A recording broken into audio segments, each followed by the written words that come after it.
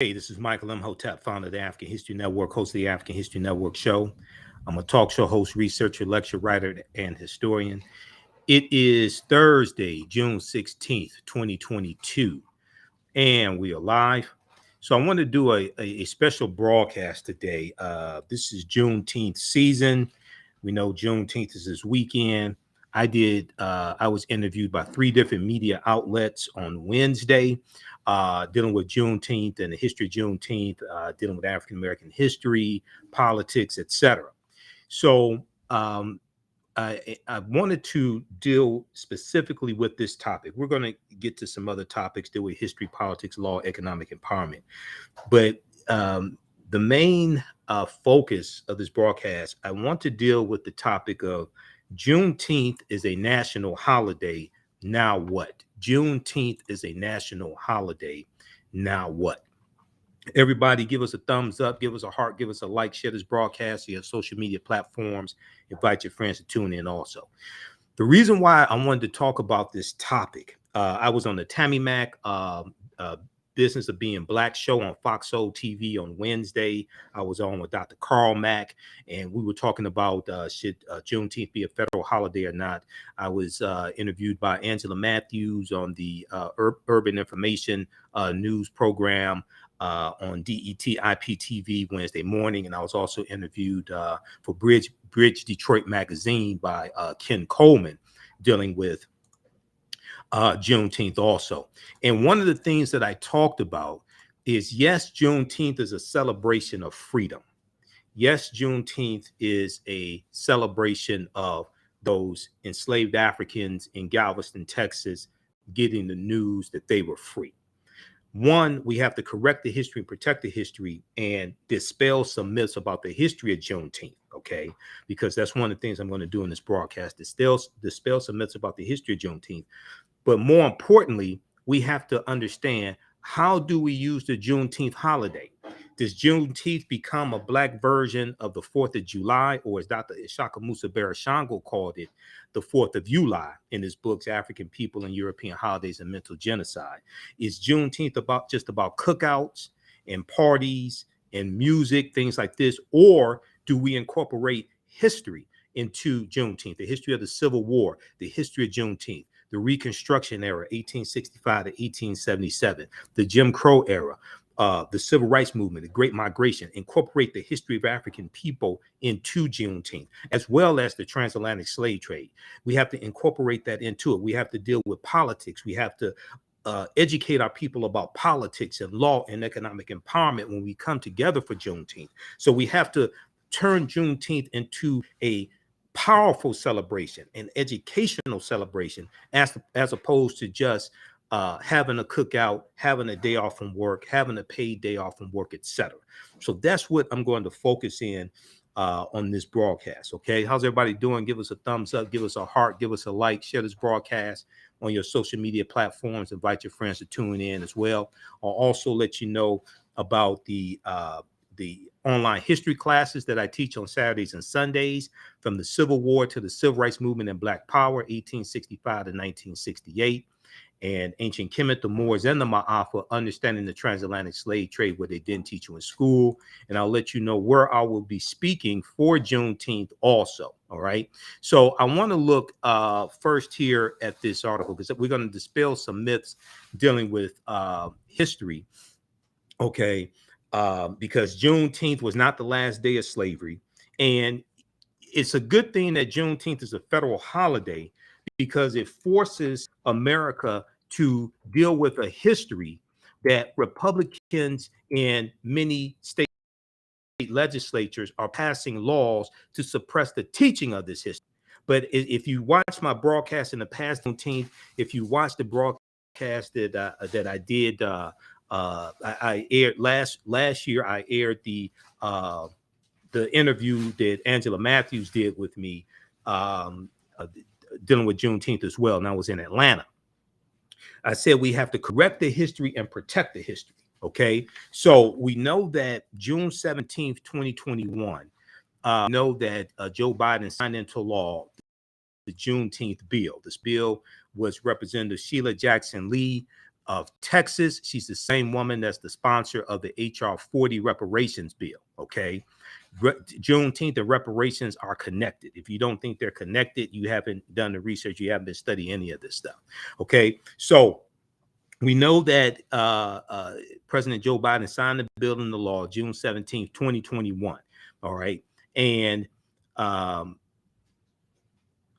and Vice President Kamala Harris at the ceremony for the signing, a day marking the emancipation of enslaved people at the after the Civil War. Hold on, just a second here. Just a second. Hold on.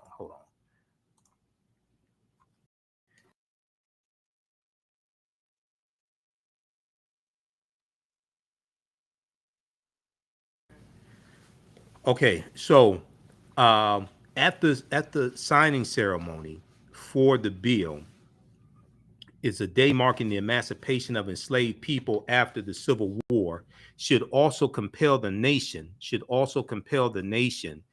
to work to achieve equality in education and economics and in other areas. It's important for us to go to whitehouse.gov and read about the signing of Juneteenth, read about the bill, read articles like this about what was said there.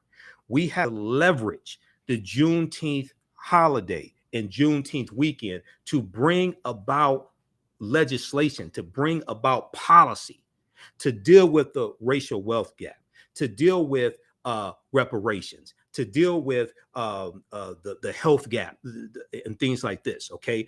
Juneteenth can be the launching pad for that.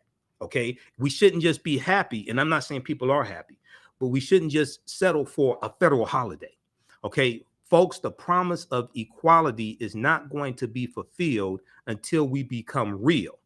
It becomes real in our schools and in our main streets and in our neighborhoods, President Joe Biden said at the signing ceremony of the Juneteenth bill. He said it's not going to be fulfilled as long as our sacred right to vote remains under attack. We can't rest until the promise of equality is fulfilled for every one of us. Okay, now, very important that President Joe Biden said here. Okay, then I'm going to get into some of the history of Juneteenth and why some of the history is false and why we have to correct this history. All right. Now, we know Opal Lee, 94-year-old activist from Fort Worth, Texas. We know she led marches to get Juneteenth made into a federal holiday also. So hats off to that sister. CBS News just interviewed her Wednesday morning. That's at CBS News on YouTube. Watch that interview. We're going to talk some about this also on the African History Network show on Sunday, 9 p.m. to 11 p.m. Eastern Standard Time, my Sunday, June 19th show, the African History Network show. Okay, but it talks about here in her, in her own remarks, Vice President Kamala Harris noted that it took more than 2 years after the issuing of the Emancipation Proclamation in 1863, which declared the end of slavery in the United States, for enslaved Black people to actually become free. The emancipation, that's false. This is one of the things I'm talking about. The Emancipation Proclamation did not free the slaves. No, it did not. If you go to archives.gov, which is the Library of the Library of Congress, if you go to archives.gov, or if you go to loc.gov, which is the archives.gov is the U.S. National Archives, and loc.gov is the Library of Congress. Okay, if you go to those, and I'm pulling up the Emancipation Proclamation here at history.com. Okay, if you go to those websites, you can read the Emancipation Proclamation. Last year around this time for Juneteenth, I spent half the time cussing at the TV and reporters on the TV getting this history wrong. This is why, even though Juneteenth being a federal holiday is a good thing if we use it correctly, it is a good thing if we use it correctly. Some of this history we have to correct because it's wrong. It was the 13th Amendment ratified December 6, 1865. When Georgia ratified the 13th Amendment, that's what legally freed the slaves, because you had to amend the U.S. Constitution. The Emancipation Proclamation stated that the slaves in states that were in rebellion Those slaves were freed, okay? But the slaves in the border states like Missouri, Delaware, Kentucky, Maryland, they were still slaves. This is why we have to go read these documents, okay? I'll show you history.com in just a second. I want to stay on this article here from the Washington Post. Once again, this name of this article here from the Washington Post, you can go read the entire article, okay? Juneteenth holiday marking the end of slavery becomes law after decades of inaction. This is from June 17th, 2021, the day the bill was signed into law. All right. So when we have our Juneteenth celebrations, we have to deal with the real history. Okay. I'm listening to, I was listening last year, news report after news report got this history wrong. This was not the last day of slavery. This is not the last day of slavery. I'm going to explain to you why. Okay. Now, and this is not an attack on Vice President Kamala Harris. I don't want you to get the wrong idea here. A lot of this history is wrong. But if Juneteenth did not become a federal holiday, we wouldn't be having these conversations. There's numerous articles. I just checked today on Google. The past few days, I've been Googling Juneteenth to see the new articles written. We wouldn't have this conversation about this history if Juneteenth did not become a federal holiday. Okay? But we have to correct the history and protect the history. All right. So there was a statement that Biden made right here, third paragraph from the top. This is one of the differences between Biden and Trump. One of the huge differences between Biden and Trump. President Joe Biden said, great nations don't ignore their most painful moments, they embrace them. Great nations don't ignore their most painful moments, they embrace them. Great nations don't walk away. We come to terms with mistakes we made, and remembering those mistakes, we begin to heal and grow stronger. Okay. Now, you've heard me say numerous times before, America needs a massive history lesson. America needs a massive history lesson. Juneteenth, as well as the June 1st, Day of Remembrance of the Tulsa Race Massacre, that gives us an opportunity to give America the massive history lesson that it needs. And this takes place during the month of June, which is Black Music Month. We have to understand how to use these tools, okay, to bring into existence the legislation that we want. Now, this article here is from the New York Times. This is from June 16, 2021, okay, last year. Most Americans know little or nothing about Juneteenth. When I hear people talk about reparations, okay, and it's important to pay attention to what's taking place in California with the California Reparations Task Force. And we've been talking about this on the African History Network show. So if you don't listen to the African History Network show, Sundays, 9 p.m. to 11 p.m. Eastern Standard Time, and we broadcast here on our Facebook fan page, the African History Network, and my YouTube channel, Michael Imhotep, and also on 9:10 a.m. the Superstation WFDF here in Detroit, because I do radio here in Detroit. Okay. What's taking place with the California Reparations Task Force is monumental. And the 500-page report that they just released, dealing with how the history of slavery and racism and Jim Crow segregation has harmed African Americans, not just in California, but throughout the country, and continues to do us harm. That is monumental, because that deals with the consequences of laws and policies. Okay. That's what, when we talk about repairing the damage of a legacy of slavery, Jim Crow segregation, redlining, racism, things like this, contrary to popular belief, and I'll talk to anybody and have a conversation with anybody that disputes me on this. Contrary to popular belief, repairing the damage is not just in the form of monetary compensation. You also have to change the laws and policies that inflicted the damage in the first place and continue to inflict the damage. So let's look at this here, and then I'm going to show you quickly an article that we talked about this past Sunday that deals with the California Reparations Task Force. So most Americans know little or nothing about Juneteenth, poll finds. Academics believe that increases in the numbers of Americans familiar with the holiday, which commemorates the end of slavery. Once again, this is wrong. New York Times, they got it wrong. Juneteenth was not the end of slavery. End of slavery, you could say legally, would be the 13th Amendment. Juneteenth commemorates when enslaved Africans in Galveston, Texas, got the word that they were free. Major General Gordon Granger delivers General Order Number 3, and they go through Texas for a number of days delivering that general order. Okay, June 19th was the date that was agreed upon to celebrate, but that wasn't the only day that the General Order Number 3 was delivered. Okay, so if we look at this here quickly, more than 60% of Americans know little or nothing at all. More than 60% of Americans know nothing at all or only a little bit about Juneteenth. Okay, now when you read the study, now this was a poll done by Gallup. Okay, when you read this study, of course, African Americans knew more about Juneteenth than white Americans. All right, I would argue a lot of what African Americans know about Juneteenth is incorrect. For 3 years, I've spoken in Atlanta at the huge 3-day Juneteenth festival, and I would talk to people about the history of Juneteenth. I would do presentations. A lot of people think a lot of our people still think the Emancipation Proclamation freed the slaves. No, it didn't.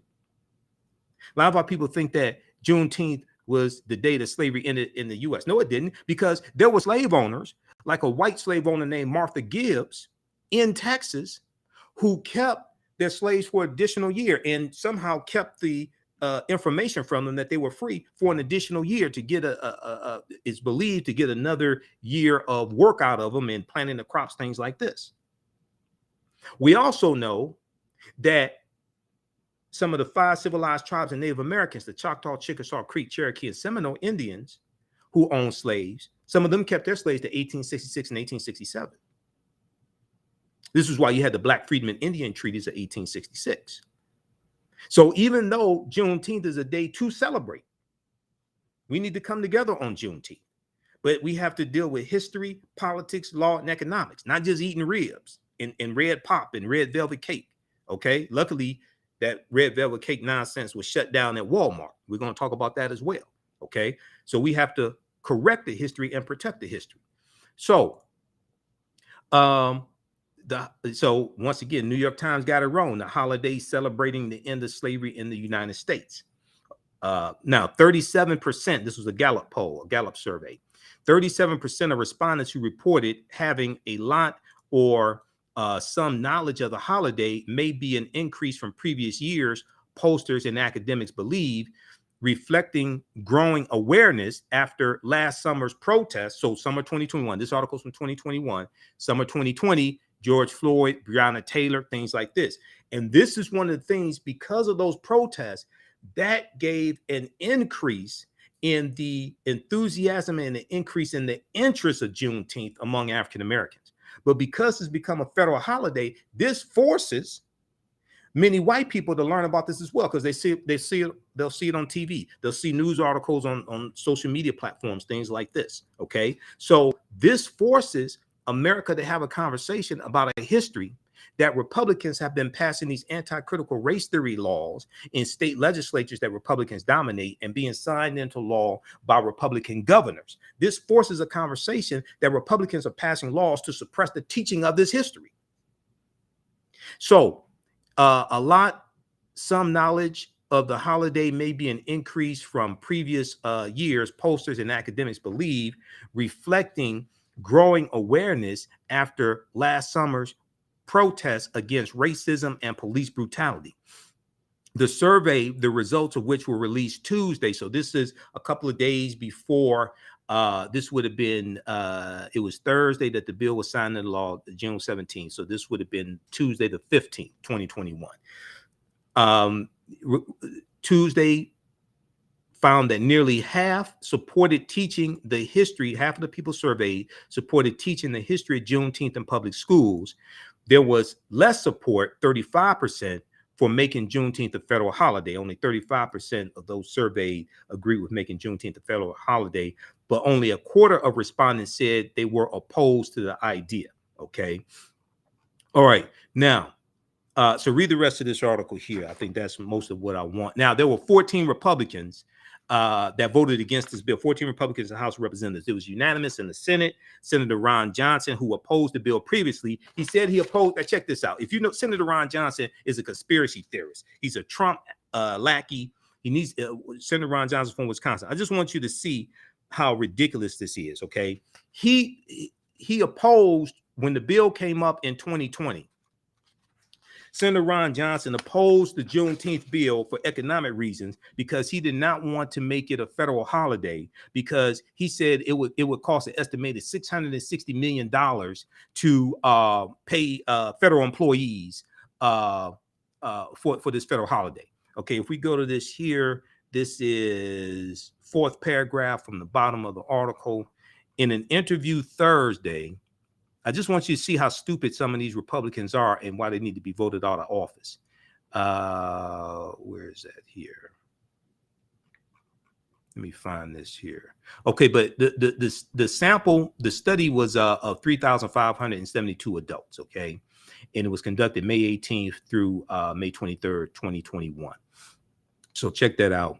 And 69% of the Black respondents said they had a lot or some knowledge of Juneteenth, compared with 31% of white respondents. All right. But a lot of what African Americans know about Juneteenth, especially in 2021, is not accurate. Okay, now let me see here. Where is that? Okay, Representative Sheila Jackson Lee. Where is? Hold on, I want to find this portion here. Just a second here.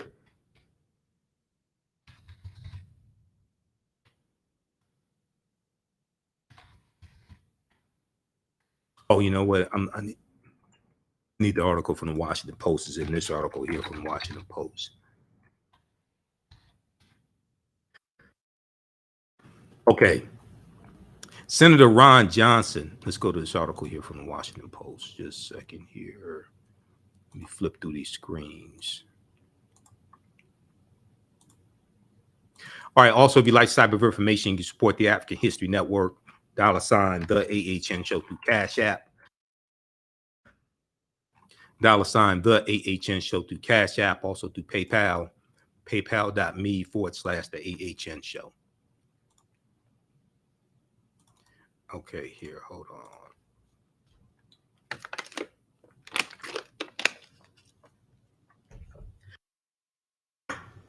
Okay, so it's the article from the Washington Post that I wanted. Okay, Senator Ron Johnson, Republican of Wisconsin, had blocked legislation of the Juneteenth bill 2020 after the murder of George Floyd in Minneapolis and the broader national reckoning on race that followed renewed momentum for the efforts to formally commemorate the day, marking, once again, Washington Post has it wrong, marking the end of slavery. And what you even saying that's when they got the word that they were free. It didn't end slavery in Texas. This is Washington Post getting it wrong also. It's safe to say this is when enslaved Africans in Galveston, Texas, got the word that they were free. And that's the date that was agreed upon, even though it's going to continue days after that. Major General Gordon Granger comes into Galveston, Texas, June 18th, with 2,000 Union troops to take back control of Texas on behalf of the Union and deliver General Order Number 3. There's still going to be slaves that are kept for another year in Texas. Okay, now such popular bills and routine measures are passed without formal floor votes in the Senate, as long as they have the consent of all 100 members of the Senate, which means a single senator could unilaterally hold up the process, which means a single senator could unilaterally hold up the process. But in a surprise, Senator Ron Johnson, who had opposed Juneteenth as a federal holiday for economic reasons, he opposed not because he's a racist. Okay, he is, but not because he's a racist. This is the same guy who after the January 6th insurrection said on a radio show, he said he didn't fear the domestic terrorist insurrectionists because they were fellow Americans. He said, but if they had been Black Lives Matter or Antifa, okay, he would have feared them. All right. No, because he's a white supremacist. All right, now, but anyway, he voted for this bill also. All right, but he cited economic reasons. In a Thursday, June 17, 2021 interview, Senator Ron Johnson, Republican of Wisconsin, who's up for re-election in 2022, by the way, November 2022, he's up for re-election. He said he objected to the push in 2021, in 2020, because it was sprung on senators with little notice. It was sprung on senators with little notice. And that he opposed granting federal workers another holiday at a cost of hundreds of millions of dollars. This was his argument for voting against Juneteenth in 2020.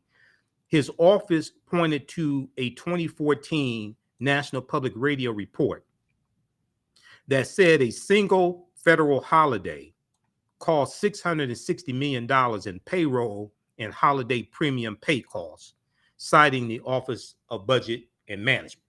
This is why he said he voted against the bill. Now, this is an example of how Americans need a massive history lesson. There are only 100 U.S. senators. He voted against making Juneteenth a federal holiday because he didn't want another federal holiday, and he didn't want the federal government to have to pay $660 million. Let's just be honest. He didn't want a national holiday for Black people. He didn't want a national holiday dealing with slavery, things like this. Okay. How do you think he's going to vote on reparations? If a reparations bill comes to the Senate, how do you think he's going to vote on that? This is why America must have a massive history lesson.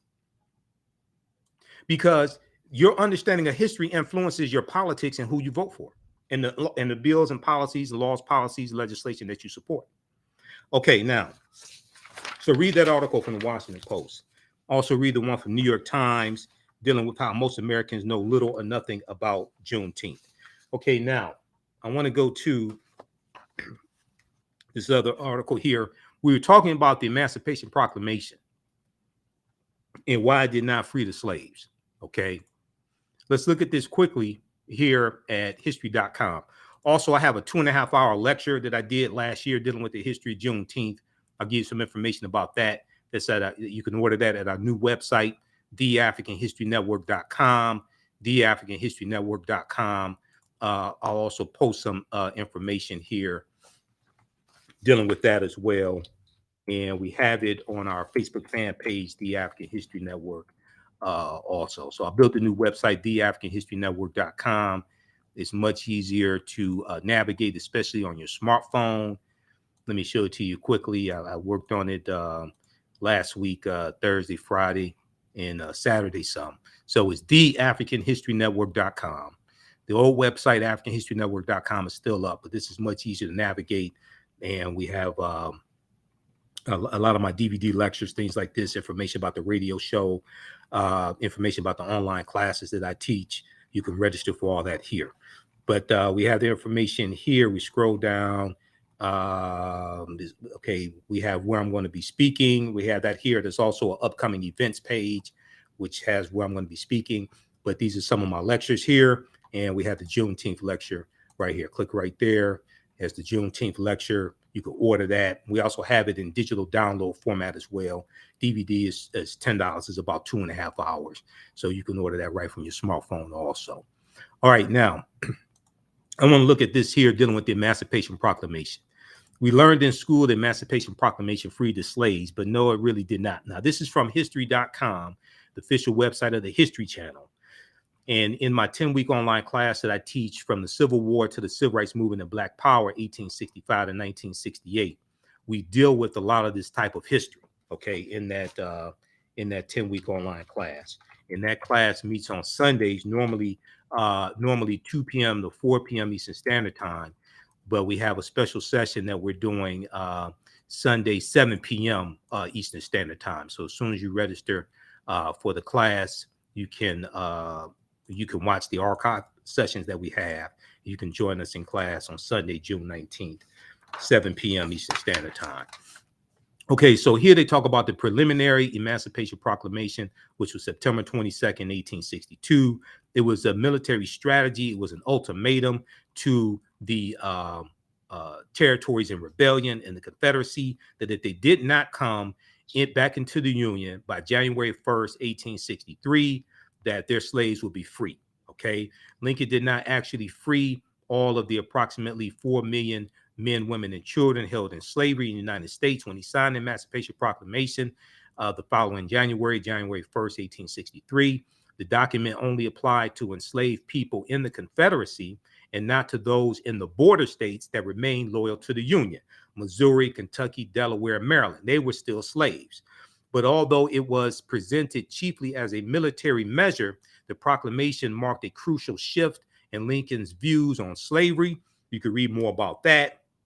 It also leads to the July 1863 New York City draft riot, which was a bloody draft riot where enraged poor white men, poor white immigrants, Irish and German immigrants especially, who could not pay the $300 to avoid being drafted to fight in the Civil War. They went on a rampage attacking federal buildings, similar to what they did January 6, 2021.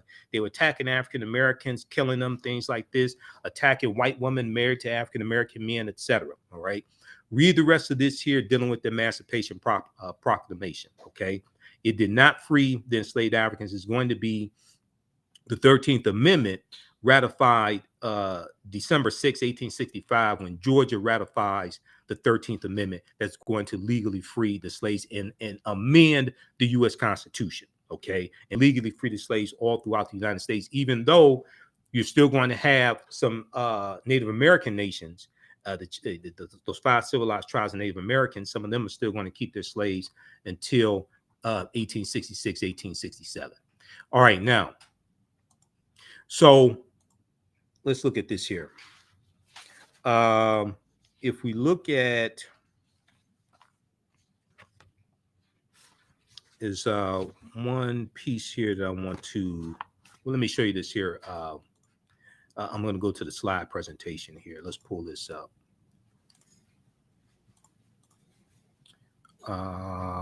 We got Juneteenth in there. Okay. Yeah, let me pull this up right here. Right now, okay, this deals with the article from this deals with the article here from the New York Times I was just telling you about. And then if we look at our slide here on dealing with some of the history of Juneteenth, let's go to that. That is slide number 32. All right.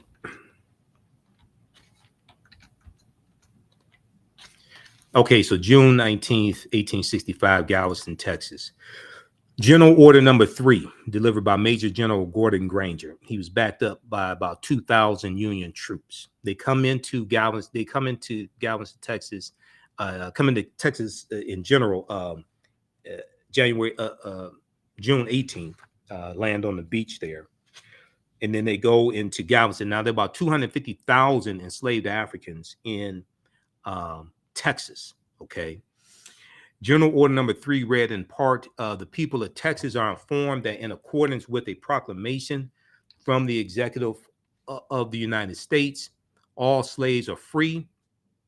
This involves an absolute equality of personal rights and property rights between former masters and slaves,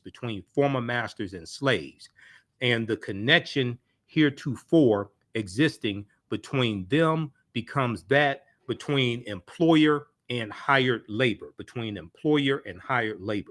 The freedmen are advised to remain quietly at their present homes and work for wages.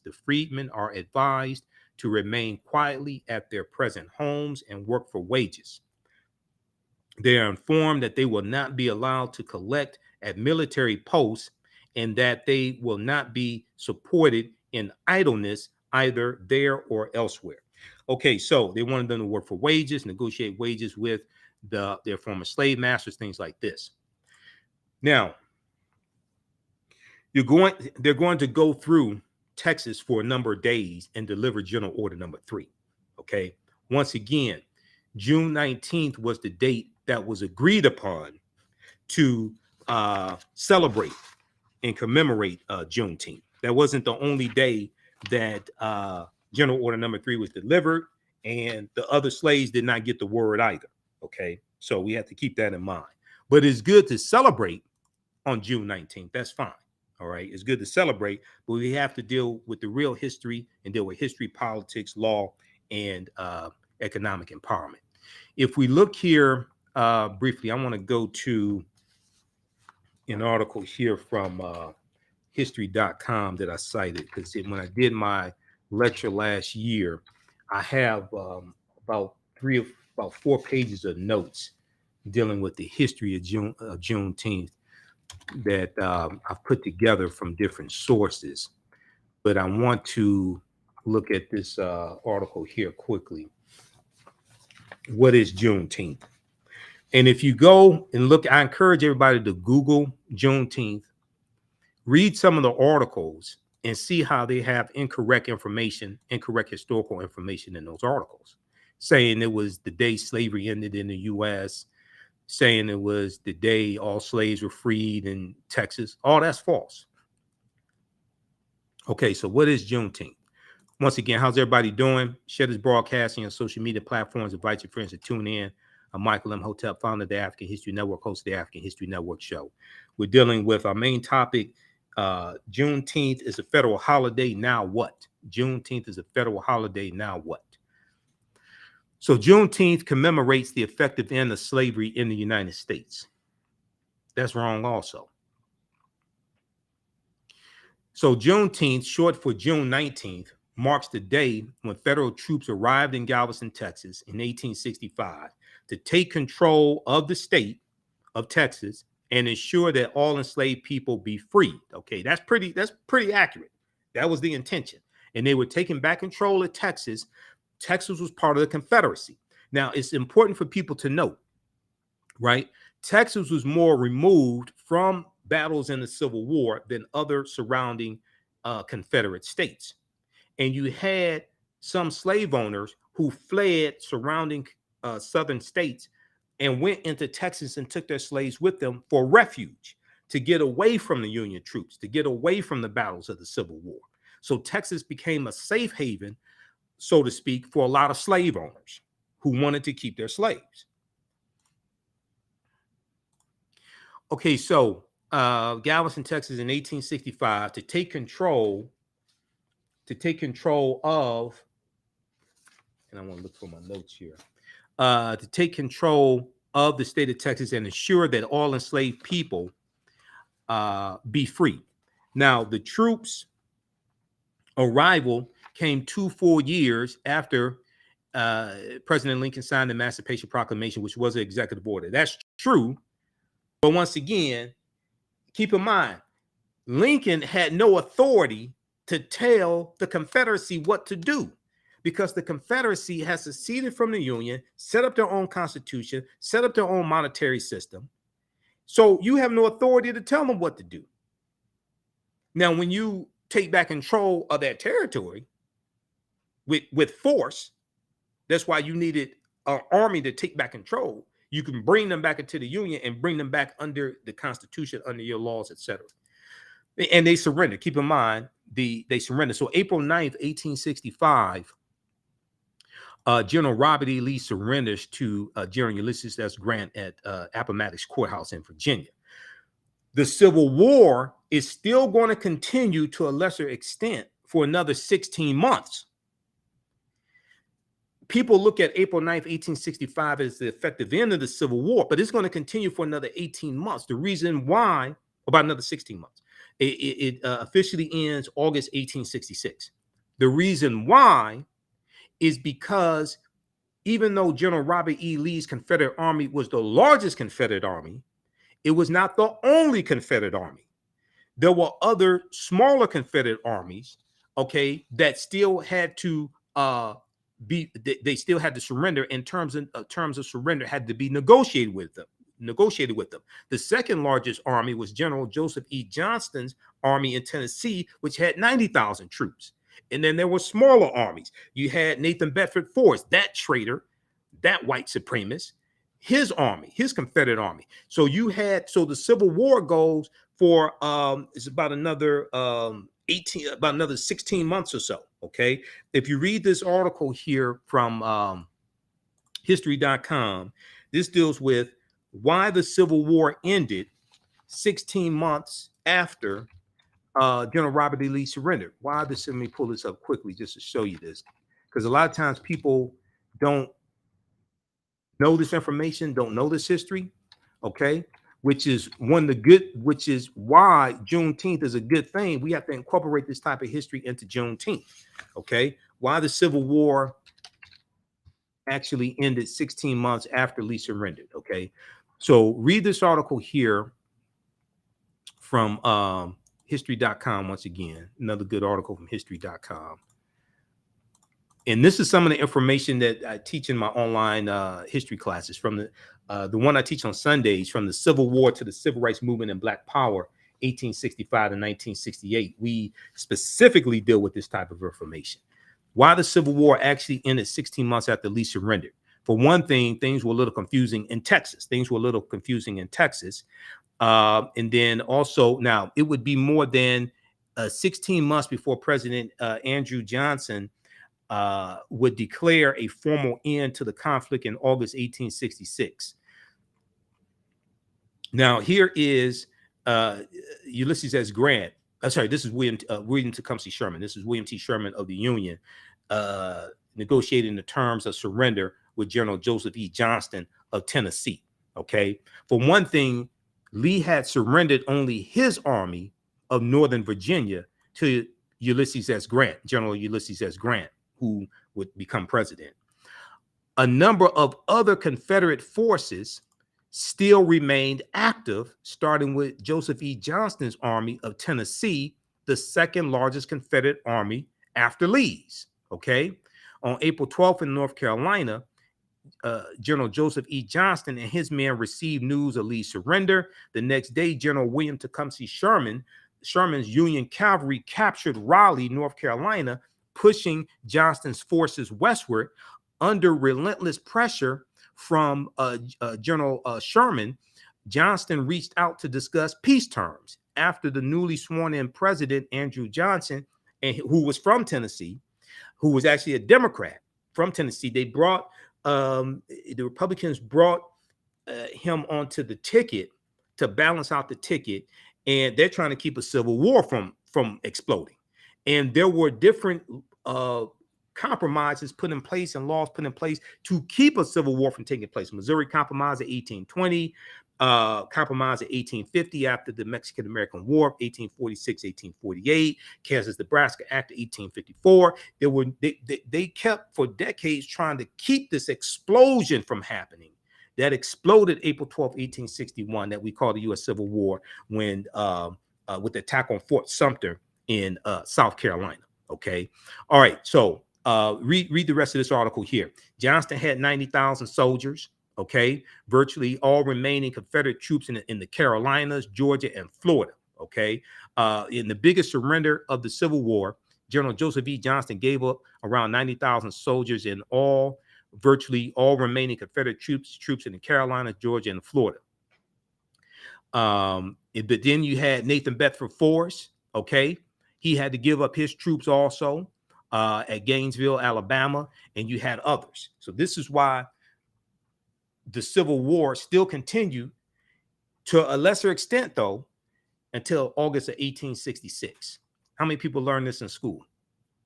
How many people learned this in school? All right, now let's go back to this piece here quickly here on Juneteenth. Because when we come together, we have to correct this history. When I was in Atlanta for the first time for the Juneteenth festival, you know, I just knew everybody knew the history of Juneteenth and everything. And I just I couldn't believe what I was hearing, you know. So that's why when we come together with the barbecues and the cookouts and the music festivals and things like this, we have to have education as well. Okay. So the troops' arrival came full. Okay, whatever. Juneteenth honors the end of slavery in the United States. No, it does not. It did not end slavery in the United States. And it's considered the longest running African American holiday. On June 17, 2021, it became a federal holiday. Now, okay, Major General Gordon Granger, after General Robert E. Lee surrenders. Okay, the Emancipation Proclamation issued by Lincoln January 1st, 1863 had established that all enslaved people in the Confederate States in rebellion against the Union shall be thenceforward and forever free. But in reality, the Emancipation Proclamation did not instantly free any enslaved people. The proclamation only applied to places under Confederate control and not to slave-holding border states, or rebel areas already under Union control. So Confederate territories that came back under Union control, they could still keep their slaves. And the border states that stayed loyal to the Union, Missouri, Maryland, Kentucky, and Delaware, they could keep their slaves also. They were exempt. When you go actually read the Emancipation Proclamation at archives.gov or loc.gov, the Library of Congress website, you're going to see all these exceptions to it. It didn't do what we thought what people think it did. Okay. However, as Northern troops advanced into the Confederate South, many enslaved people fled behind Union lines. That's true as well.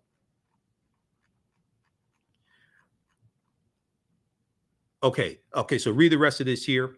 In Texas, slavery had continued as the state experienced no large-scale fighting or significant presence of Union troops. Many slave owners, many enslavers from outside the Lone Star State of Texas had moved to Texas as they viewed it as a safe haven for slavery, and they took their slaves with them. Okay. After the war came to a close in the spring of 1865, yeah, but it's going to keep going on to August 1866. Major General Gordon Granger's arrival in Galveston, Texas that June signaled freedom for Texas's 250,000 enslaved people. All the emancipation did not happen overnight for everyone. Although, pay attention to this here. See, this is what I'm saying. It didn't end slavery in Texas. We can celebrate that day when they got the news, and they had celebrations that they were free. I mean, some of y'all celebrate when you get divorced. Some of y'all celebrate when Friday comes and you leave work and don't have to go back to Monday. Think about being an enslaved African in Texas and you find out you're free. Hell yeah, they celebrated. I ain't mad at them.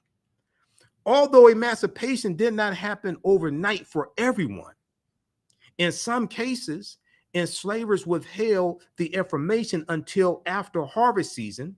Celebrations broke out among newly freed Black people, and Juneteenth was born. I've read some of the slave narratives. I don't blame them for celebrating. Absolutely.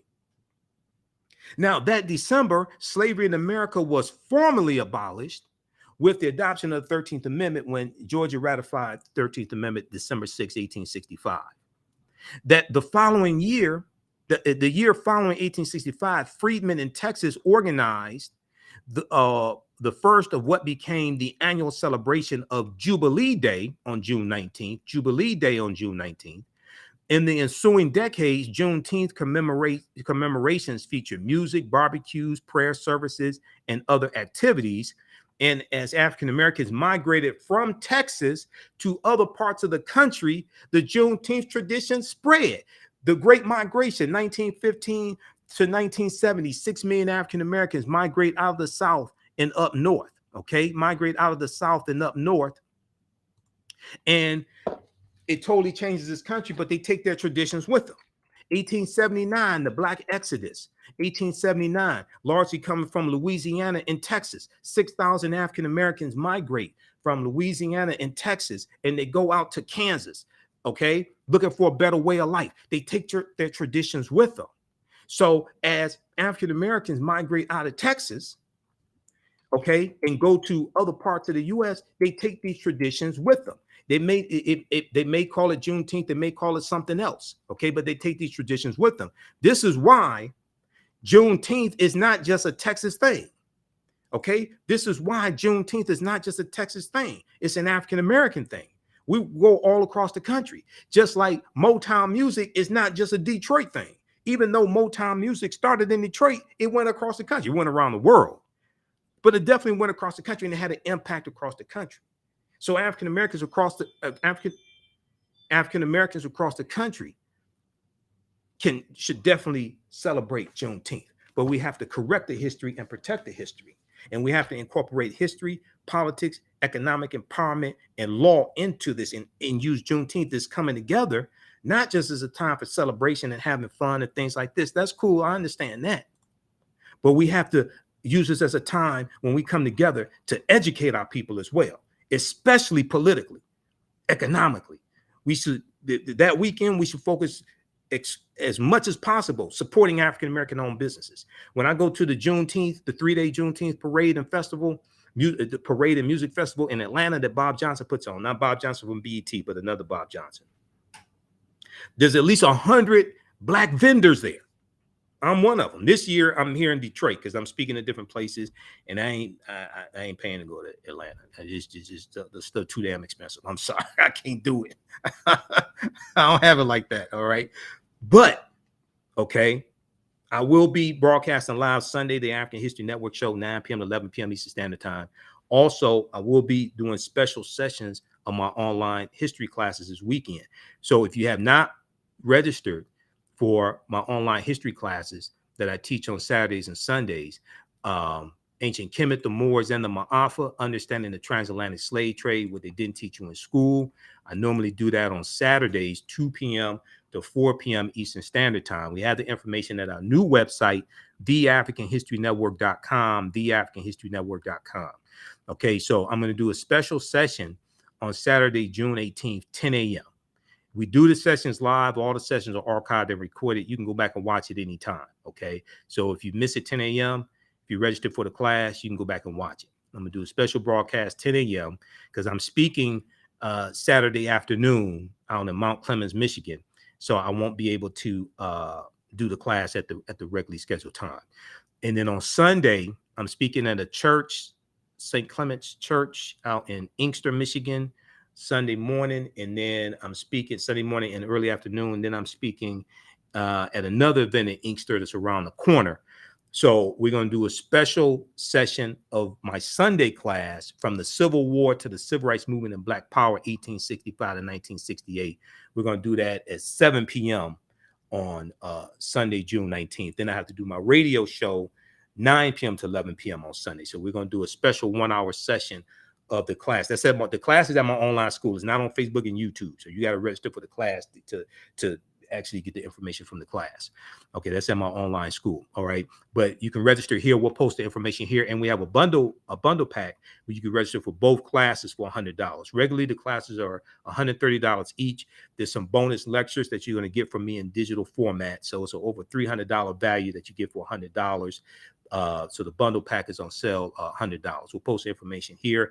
As soon as you register, you can start watching the classes we did last weekend because we had that information archived. Okay. All right.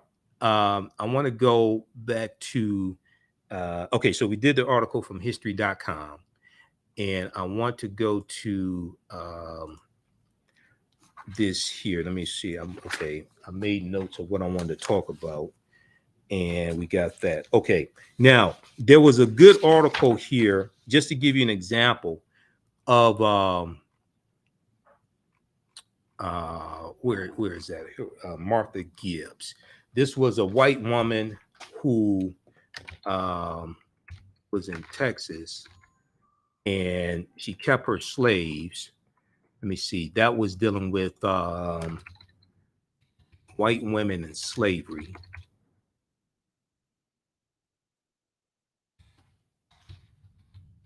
I've talked about this before. The research from Professor Stephanie E. Jones Rogers deals with how 40% of slave owners in 1850 and 1860 were white women. 40% of slave owners in 1860 and 1850 in the U.S. were white women, okay? If we look at this article here, the massive overlooked role of female slave owners. Now, the article should say white female slave owners, because we weren't talking about Asian Americans. This article is not talking about Asian Americans. And the research from Professor Stephanie E. Jones-Rogers out of California, she's talking about white women.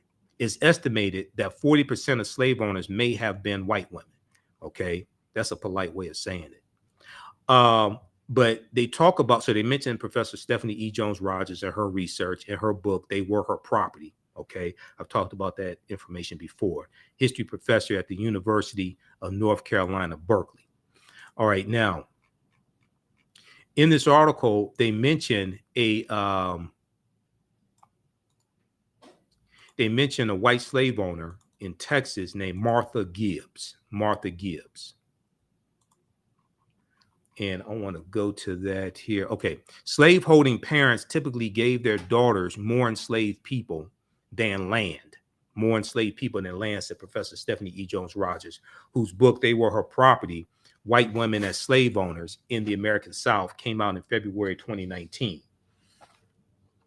What this means, quote, what this means is that their very identities as white Southern women are tied to the actual or the possible ownership of other people. What this means is that their very identities as white Southern women are tied to the actual or the possible ownership of other people. Okay. Now, white women were active and violent participants in the slave market.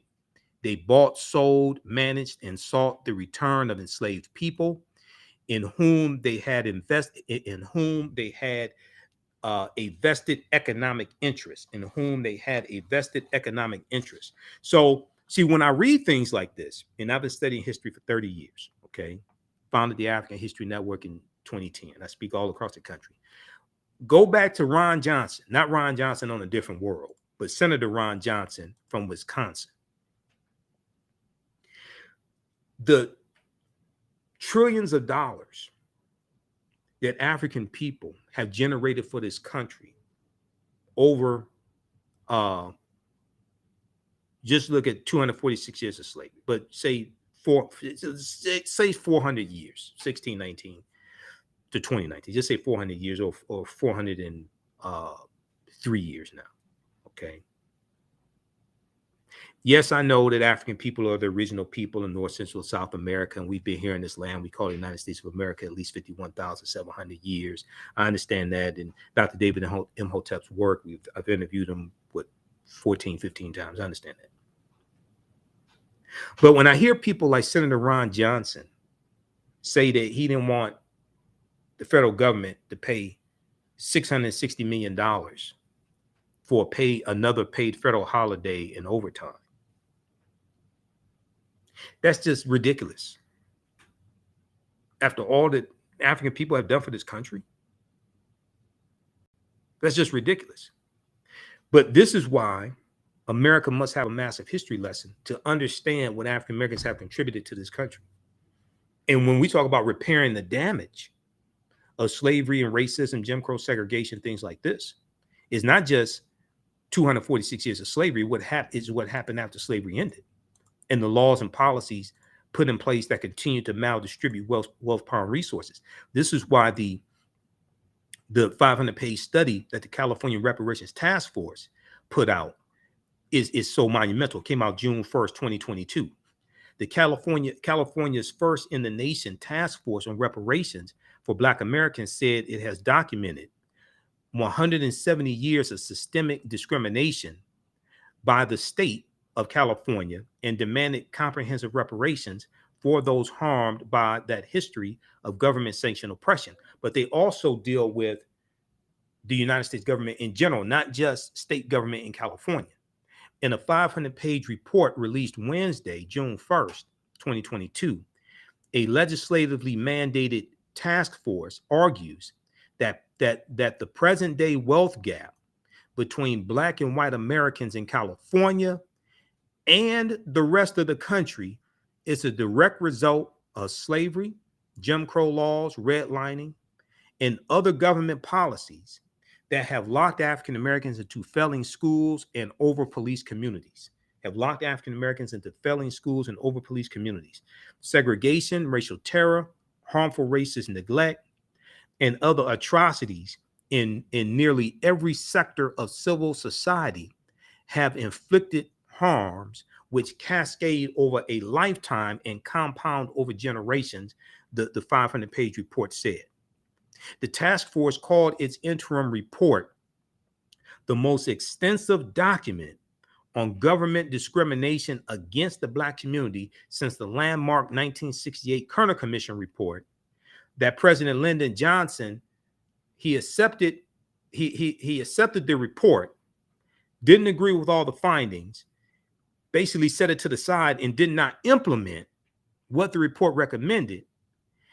Now, partly it is true he was dealing with the Vietnam War at the same time, and Dr. King talked about how the Vietnam War took attention away from the civil rights movement, and then the human rights movement and the Poor People's Campaign, things like this, because America's attention was going towards the war effort. All right. But we need to revisit the Kerner Commission report along with this 500-page report from the California Reparations Task Force Committee. Okay, so read this one right here. All right.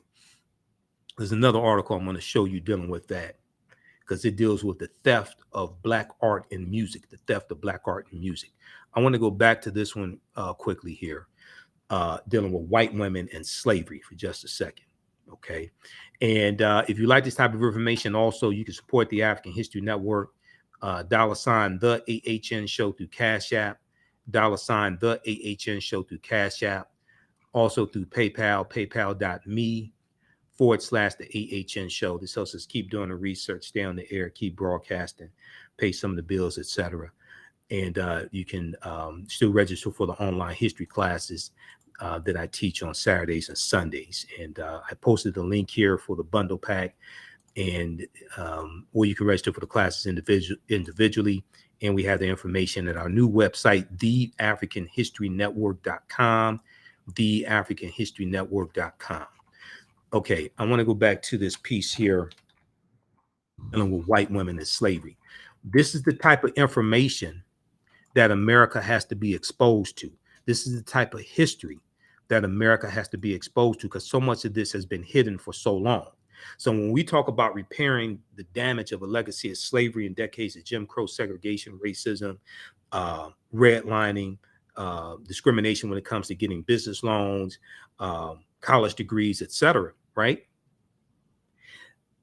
That is reflected in who is elected into public office. Who you elect into public office reflects your understanding of politics, history, and law and policies. So 62% of Americans knew very little or nothing about Juneteenth in June of 2021. Okay. What other history don't they know about? What other history don't they know about? Americans are very ignorant of history. Americans are very ignorant of when it comes of what's in the U.S. Constitution also. If we look at this article that I cite oftentimes, when I say ignorant, I'm not saying stupid. They're different. Some of them are stupid. We saw them storm the U.S. Capitol building January 6, 2021, said the president invited us. The president has no control over the U.S. Capitol. That's not his house. He can invite you to the White House. He can't invite you to the U.S. Capitol building. You're on your own, player. You trespass and y'all being prosecuted. You're on your own. The president, and notice, Donald Trump did not give a single one of those domestic terrorists, insurrectionists, a presidential pardon because he didn't care about them. You got used by a pimp. That's what happened. You got used by a white supremacist political pimp. That's what happened. And some of them still haven't figured it out, but they're going to learn. As Trick Daddy said, you're going to learn. Okay. You're going to, I said, they're going to learn.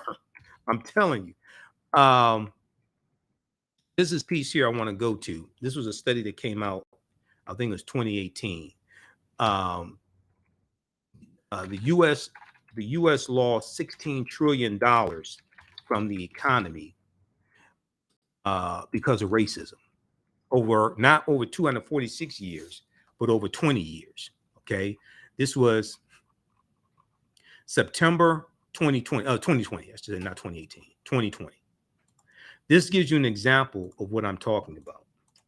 So this is why when I was on the Tammy Mack show on Fox Soul TV on Wednesday, June 15th, and we were talking about Juneteenth and Juneteenth being a federal holiday and should it be a federal holiday, conversation about reparations came up. And Dr. Carl Mack and I, we talked about legal arguments for reparations based upon Article 1, Section 9, Article 1, Section 9, Clause 1 of the U.S. Constitution, which led to the abolishment of the international transatlantic slave trade, and that went into effect January 1st, 1808. If we look at this here quickly, America could have been $16 trillion richer if not for inequities in education, housing, wages, business investments between Black and white Americans, over the past 20 years, new research concludes, okay? Not 400 years, not 246 years, not 157 years after chattel slavery ended, but just over 20 years, the year 2000 to 2020. America could have been $16 trillion richer if not for inequities in education, housing, wages, and business investment between Black and white Americans over 20 years, new research concludes. And I may zoom in on this. Can you all see this okay? All right. That looks pretty good. Now, the study released in September 2020 by Citigroup Bank is the largest in a body of research that attempts to quantify the economic impact of systemic racism. Another one dealt with the segregation tax, and it was from the Brookings Institute, that dealt with how African-American homes are valued at $156 billion less than comparable white homes. The average African-American home is valued at $48,000 less than a comparable white home, which then impacts generational wealth and the racial wealth gap. Okay, and that partly deals with housing appraisals as well, the discrimination when it comes to housing appraisals. Citigroup arrived at a $16 trillion figure after estimating that Black workers have lost $113 billion in potential wages over the past 2 decades because they could not get a college degree. 2, the housing market lost $218 billion in sales because Black applicants could not get home loans. 3, about $13 trillion in business revenue never flowed into the economy because African-American entrepreneurs could not access bank loans. So you're dealing with racism all throughout society, okay, which has cost the U.S. economy $16 trillion. It didn't just hurt African-Americans. It hurt everybody. The brunt of the racism was directed towards African-Americans, but it negatively impacted everybody.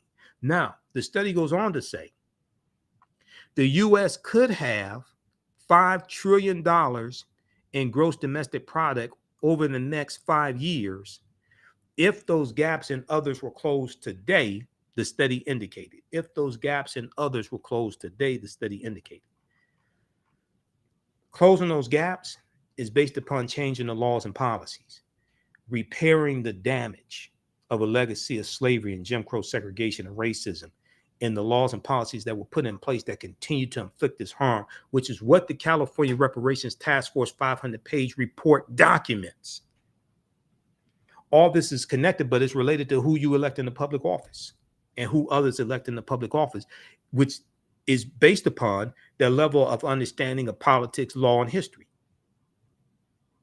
This is why America must have a massive history lesson. And we can use Juneteenth and the race in the June 1st commemoration of the Tulsa Race Massacre, which a lot of people did not know about across the country. You know, more African Americans knew about it, but a lot of people across the country did not know about the Tulsa Race Massacre. let's go back quickly to this article here dealing with the massive overlooked role of white women when it came to owning slaves. So they bought, sold, and sought the return of enslaved people in whom they vested economic interest. Owning a large number of enslaved people made a white woman a better marriage prospect. They said a woman. They should say, be specific, say a white woman. Owning a large number of enslaved people made a white woman a better marriage prospect. Once married, white women fought in courts to preserve their legal ownership over enslaved people as opposed to their husband's ownership, and often won. Quote, for them, slavery was their freedom, said Professor Stephanie E. Jones Rogers in her book, They Were Her Property. For them, for white women, slavery was their freedom. Now, there's a segment I want to go, there's a portion here I want to go to that deals with, I need to find this here. As adults, white women often tore black women away from their babies so they could nurse the white mistress baby. To this end, white women placed thousands of advertisements in newspapers looking for enslaved wet nurses to breastfeed their own children, and created a huge market for enslaved black women who had recently given birth. Why did these white women want black women to nurse their children? One white woman complained, quote, she felt like continuously having children and continuously nursing her children made her a slave to her children. That's an actual quote Professor Stephanie E. Jones Rogers said. Let me see here.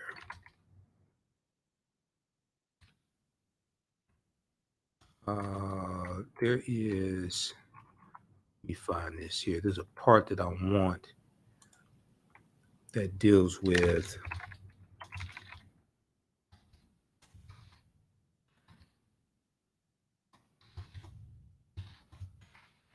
white women slave owners.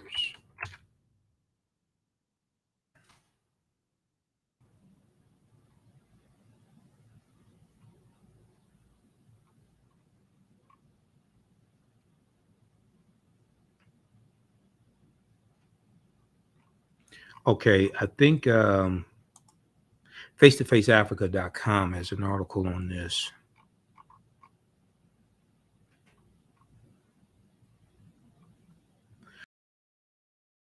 Yeah, because they cite the work from Professor Stephanie. This is an article here that I saw, because I cited this in my notes when I put together my presentation on Juneteenth for last year. And I have a printed copy of it here.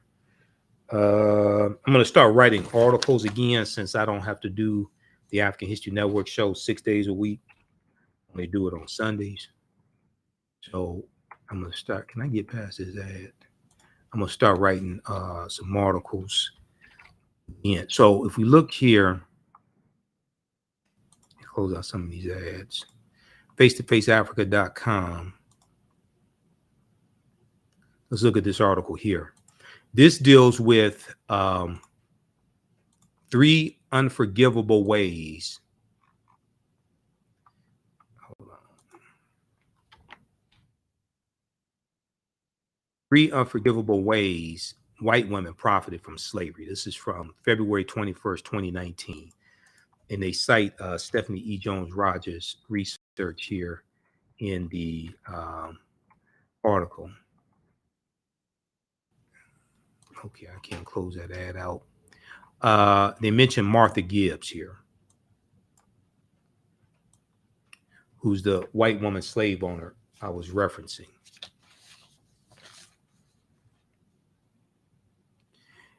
Women, upon the death of their husbands, inherited more slaves than land. Thus, enslaved people usually became their primary source of wealth. Professor Stephanie E. Jones Rogers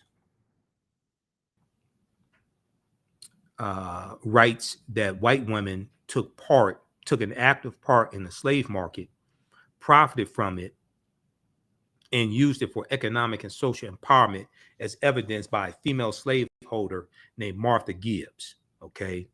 Now, the sawmill owner in Mississippi that Martha Gibbs, then a sawmill owner in Mississippi, Martha Gibbs owned a large number of slaves and was in charge of their daily management. When the Confederates surrendered, Martha Gibbs led some of her enslaved workers to Texas at gunpoint and forced them to work for her until 1866. Slate.com reports Stephanie E. Jones Rogers as saying in her book. See, this is what I was saying, that Texas served as a refuge for many slave owners during the Civil War, and they fled surrounding states like Mississippi and things like this, and went into Texas because there was less of a presence of Union troops in Texas, and they took their African slaves with them. She kept them and Martha Gibbs kept them enslaved till 1866. That's after Juneteenth, June 19th, 1865. She kept them enslaved to 1866. Now, most of the white women showed independence in their handling of their enslaved workers, often calling off the bluff of their husbands. When their husbands passed away, they still made wealth by their continuous control of the enslaved Africans who would continue to work for them. All right. Okay, so read the rest of this article here. 3 unforgivable ways white women profited from slavery. And they cite the piece from slate.com also. All right, now, let me close this out. Okay.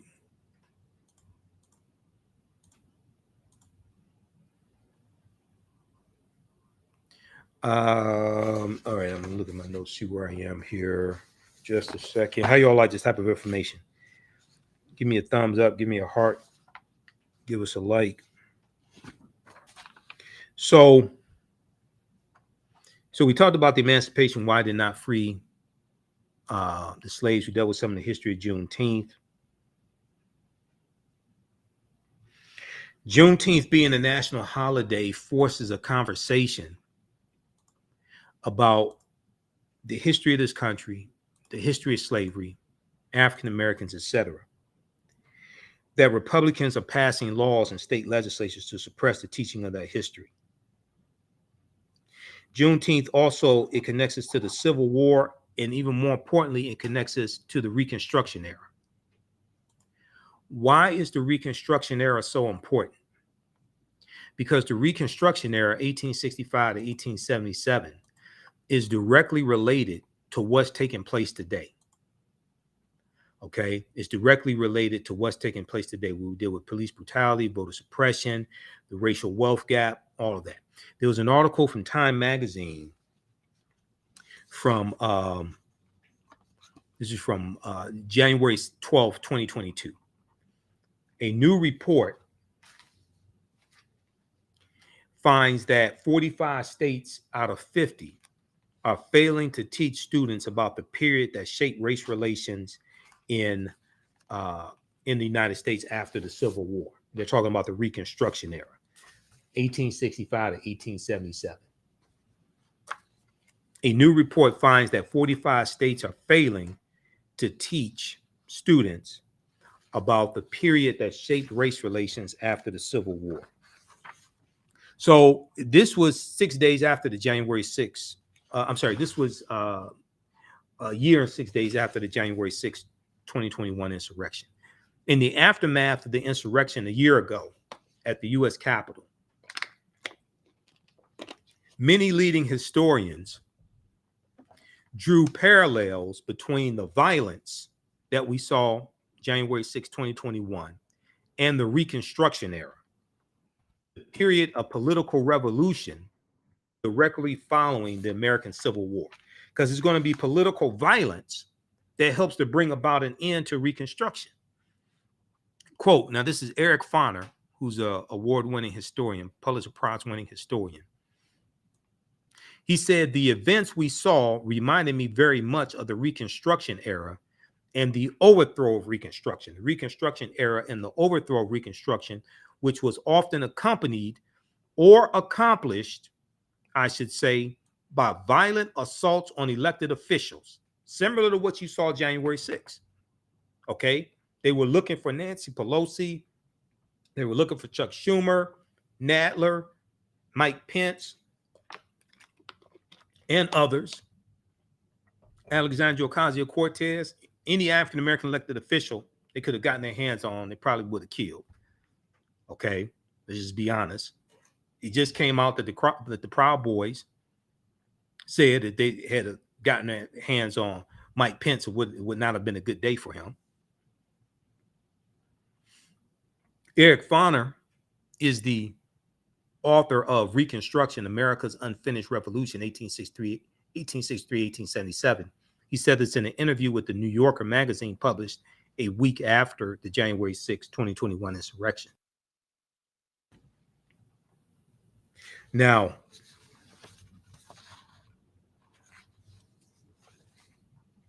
scholars say that studying the aftermath of the Civil War, scholars say that studying the aftermath of the Civil War, now Civil War is 1861, 1865.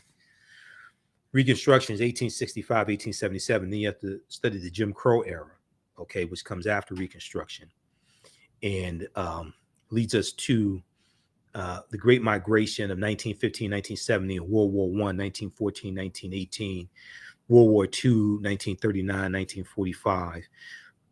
The Civil Rights Movement, starting with Brown versus Board of Education, 1954.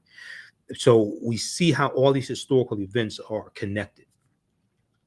Scholars say studying the aftermath of the Civil War can help put in context many of the most seminal events in the U.S. in recent years, okay? From the brutal murder of George Floyd by police in Minneapolis, Minnesota in 2020, to the voter suppression laws enacted after African Americans played a big role in helping Joe Biden and Vice President Kamala Harris helped them become president and vice president in 2020.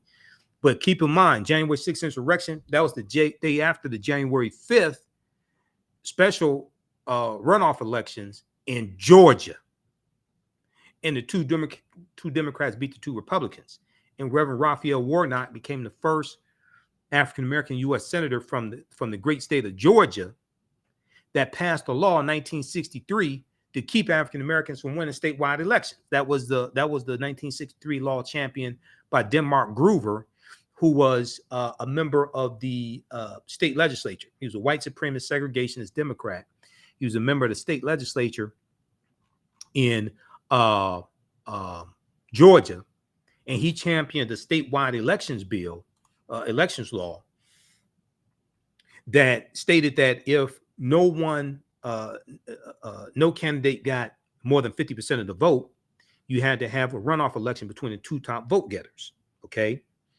This was specifically designed to help to keep African Americans from gaining statewide power, governor, U.S. senator, things like this. All right.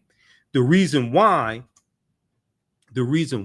is because if all the African Americans voters, if they put their votes, their support behind one African American candidate, okay, and that person won, then this gave white people a do-over.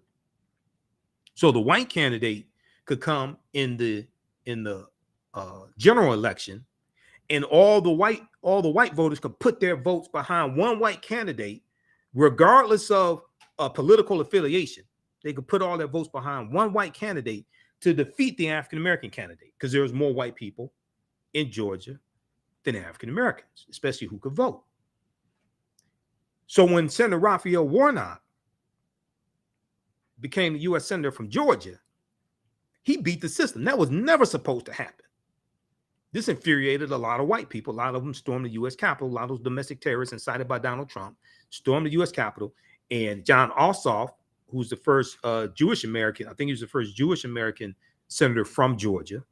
He won Democrat as well. They beat the two Republicans, Kelly Loeffler and David Perdue.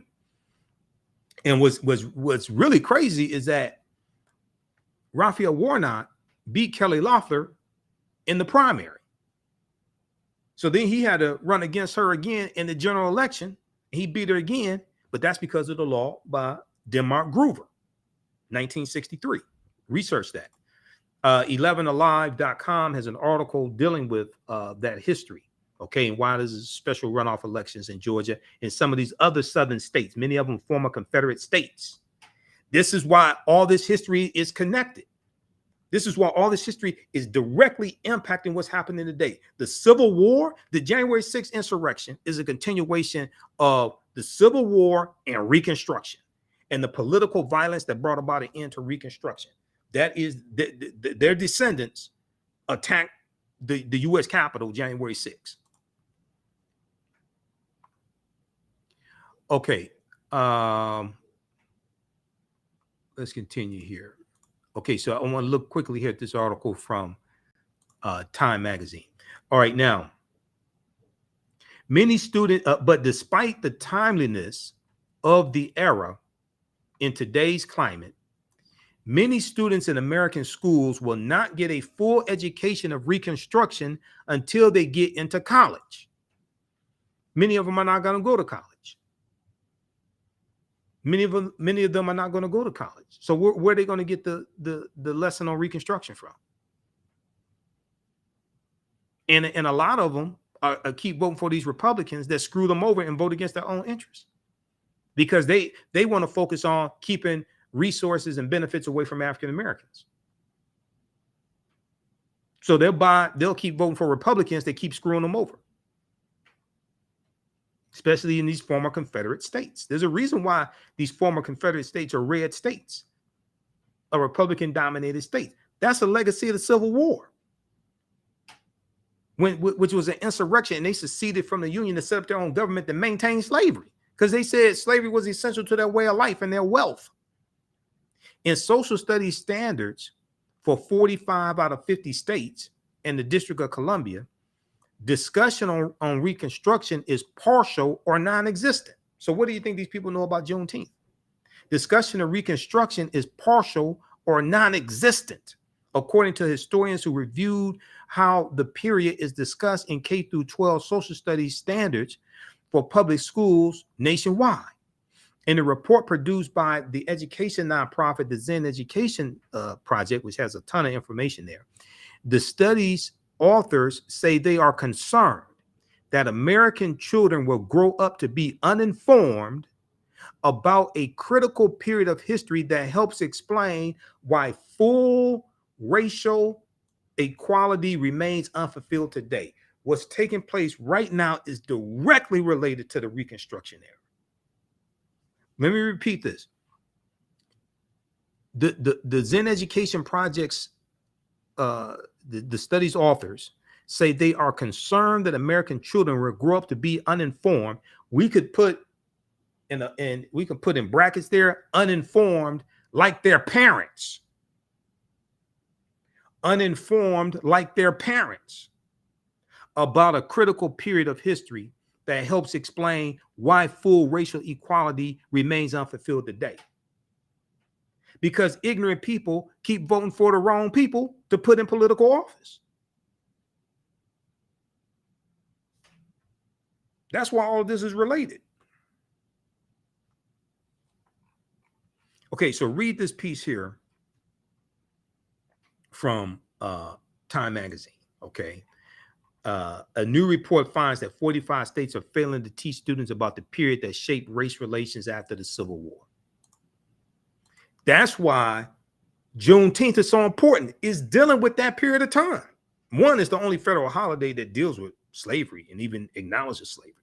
Two, it deals with that critical period of history. This is why when we come together for Juneteenth celebrations, we have to deal with history, politics, law, and economic empowerment. All of that is connected. Okay, now I want to go to, because I made some notes here, and the notes that I put together are based upon the conversations that we had in the media interviews, the 3 interviews in different outlets that were done with me on Wednesday. The Tammy Mack show on Fox Soul TV, The Business of Being Black, Urban Interests on Urban Information Network, Angela Matthews, and then the interview that Ken Coleman did with me for Bridge Detroit magazine. And these were some of the things that came up. Okay. And that's why I titled this broadcast, Juneteenth is a federal holiday. Now what? How do we utilize Juneteenth to get these bills passed, to get what it is that we say that we want? Juneteenth can be a launching pad for that. What you do for yourself, what you do to yourself, and what you allow other people to do to you and get away with is based upon what you think about yourself. What you think about yourself is based upon what you have been taught about yourself. What you've been taught about yourself is based upon everything you've read, heard, and seen about yourself. But America must have a massive history lesson. Okay, let me just go through, look at my list. I'm checking things off that we talked about. We talked about Reconstruction, Civil War, 13th Amendment. We talked about all that. This article here, I said there was another one I was going to show you dealing with the California Reparations Task Force. What they're doing in California is fantastic. We know that they're going to, whatever reparations benefits they come up with is going to be distributed based upon African Americans in California being able to trace their lineage back to someone who came to the U.S. prior to 1900. Okay, prior to 1900. If your ancestors came in 1902, you're out of luck. It's not going to be for all 2.6 million people. It's not going to be for all 2.6 million African Americans in California. Why? Number one is because in California, there's a law that bans race-based policies. In the state of California, there's a law that bans race-based policies. So you can't give reparations to all African Americans. But to get around that law, they're going to do it based upon lineage, being able to trace your lineage back to an African American who arrived prior to 1900. So they're dealing with the people who were harmed as opposed to just all African Americans, because you can't have race-based programs. The other thing that's important to note, and a lot of people don't know this, we talk about this on the African History Network show because we deal with like real substance. Because of Title VI of the 1964 Civil Rights Act, non-discrimination and federally assisted programs, at the federal level, it's illegal to have race-based programs. You can have programs for minorities, but it's illegal to have race-based programs at the federal level. So I encourage, let me see, is this the right one? It's the one I want here. I want Title VI here. I'm going to show you something here that a lot of people don't know. We've talked about this here recently on the African History Network show. I want Title VI. I'm on section 601, Title VI. Okay, right here. Everybody should read the 1964 Civil Rights Act, federal law. It took 9 years from when the Montgomery bus boycott started to get the 1964 Civil Rights Act. Go to archives.gov where you can read all this stuff. The U.S. National Archives, archives.gov, Civil Rights Act of 1964. Okay. If you go to Title VI, and the Civil Rights Act did a lot of things. It banned discrimination when it came to employment, which deals with economics for African Americans. It banned discrimination when it came to public services and public accommodations, things like that. Okay. It also created the Equal Employment Opportunity Commission, the EEOC. That's all from that one federal legislation, 1964 Civil Rights Act. Title VI, non-discrimination and federally assisted programs.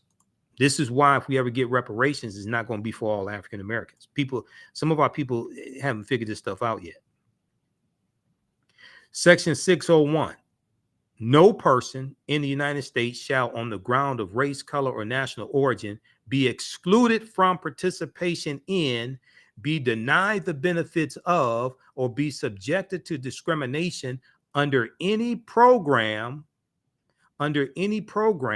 or activity receiving federal financial assistance. This is why you can't have policies just for Black people. And I see people putting out so-called Black agendas saying they want race-specific policies, obviously you ain't consult with an attorney. Because if you had consulted with an attorney that actually like passed the bar or even just passed law school, they would have told you that's illegal. This is why we need to study law also. Because a lot of this stuff people saying they want, you ain't going to get. It's not going to happen. It's fantasy. Read Title VI of the 1964 Civil Rights Act, non-discrimination and federally assisted programs. It's put in there because we were being discriminated against for decades from federal programs. Now, you can have programs for minorities. People think minority set-asides is a bad thing. That means you don't understand law. That you get what we should focus on, we should ask the question, when you have minority programs and minority set-asides, why aren't African Americans focused on becoming the majority of the minorities getting the benefits? Why aren't we focused on becoming the majority of the minorities getting the set-aside contracts? My thinking is different because I actually managed African American owned companies that had government contracts. And we had minority business status. And when you submit bids, you get extra points on the bid if they grade the bids based upon a point system, like 100 points, things like this. You get extra points for being a minority owned business, especially if you have your certification. Because we had contracts in the city of Detroit, County of Wayne, and the state of Michigan. So we went through the verification process, and we got they have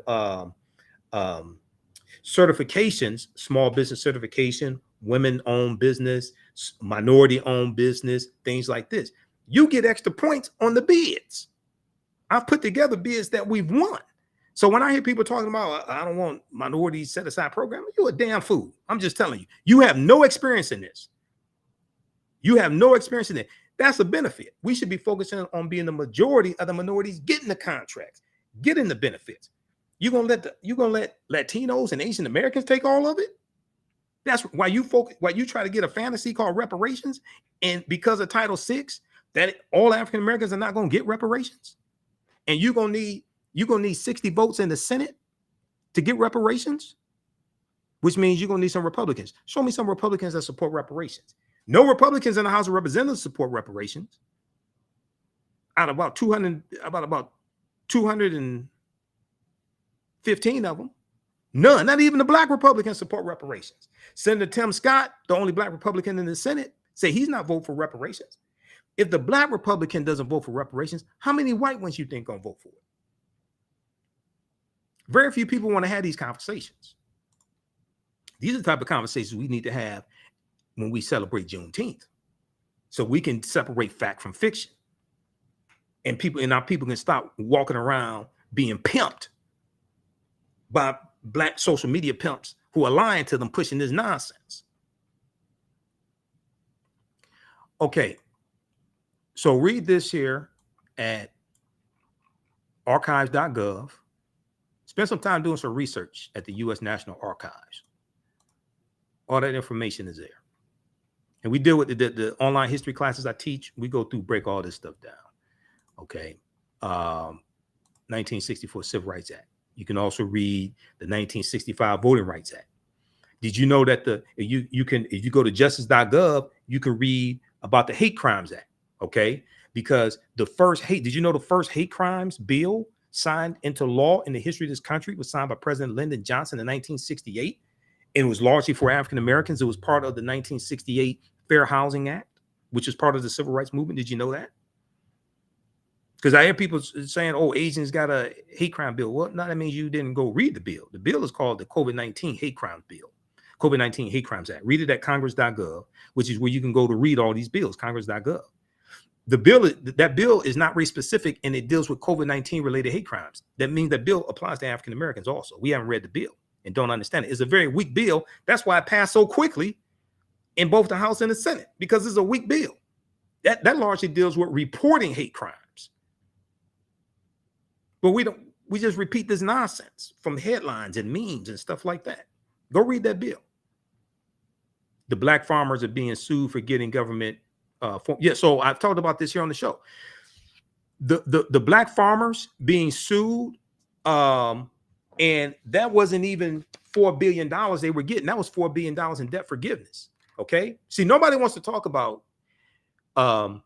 lawsuits that are going to happen to block reparations if reparations takes place, and which is a long way off, because a lot of these arguments people are making for reparations are not even legal arguments. So they're not.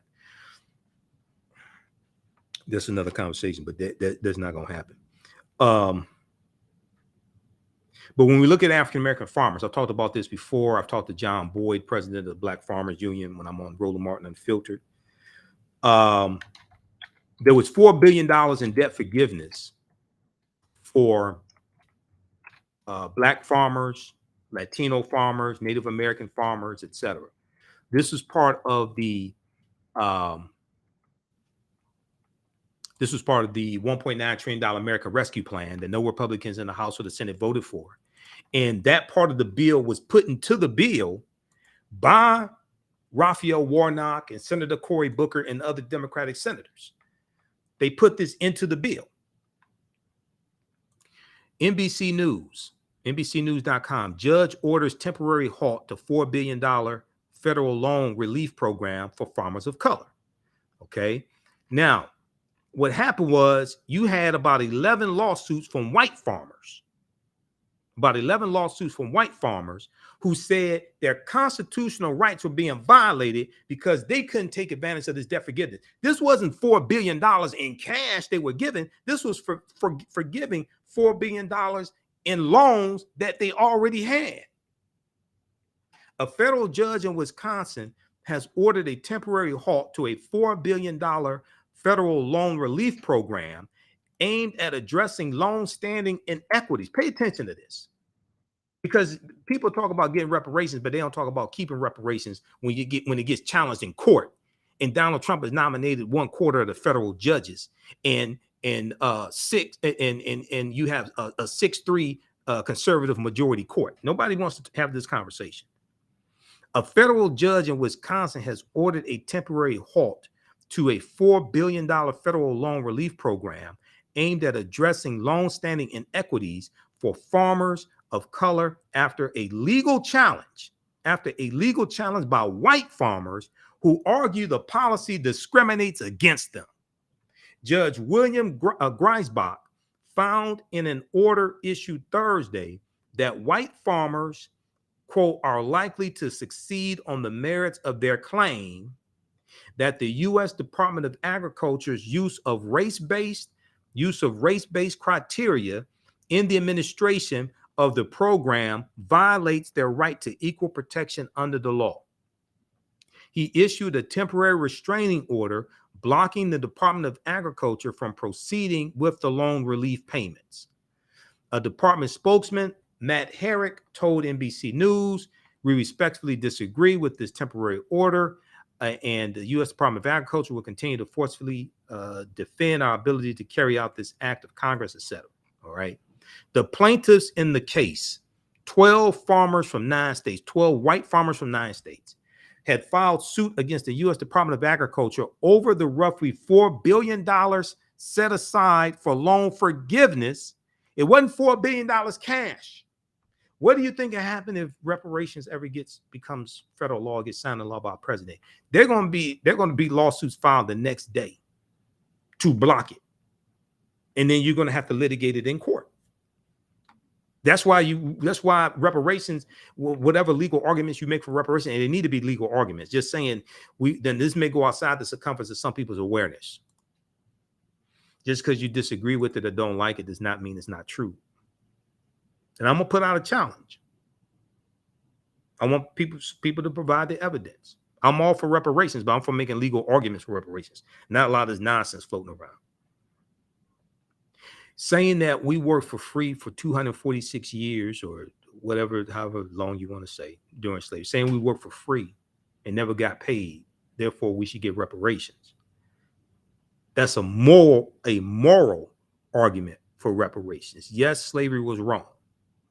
Yes, we should not have been enslaved. Yes, we should not have been forced to work for free. But it was legal to, one, enslave African people. Two, in this country, it was legal not to pay them.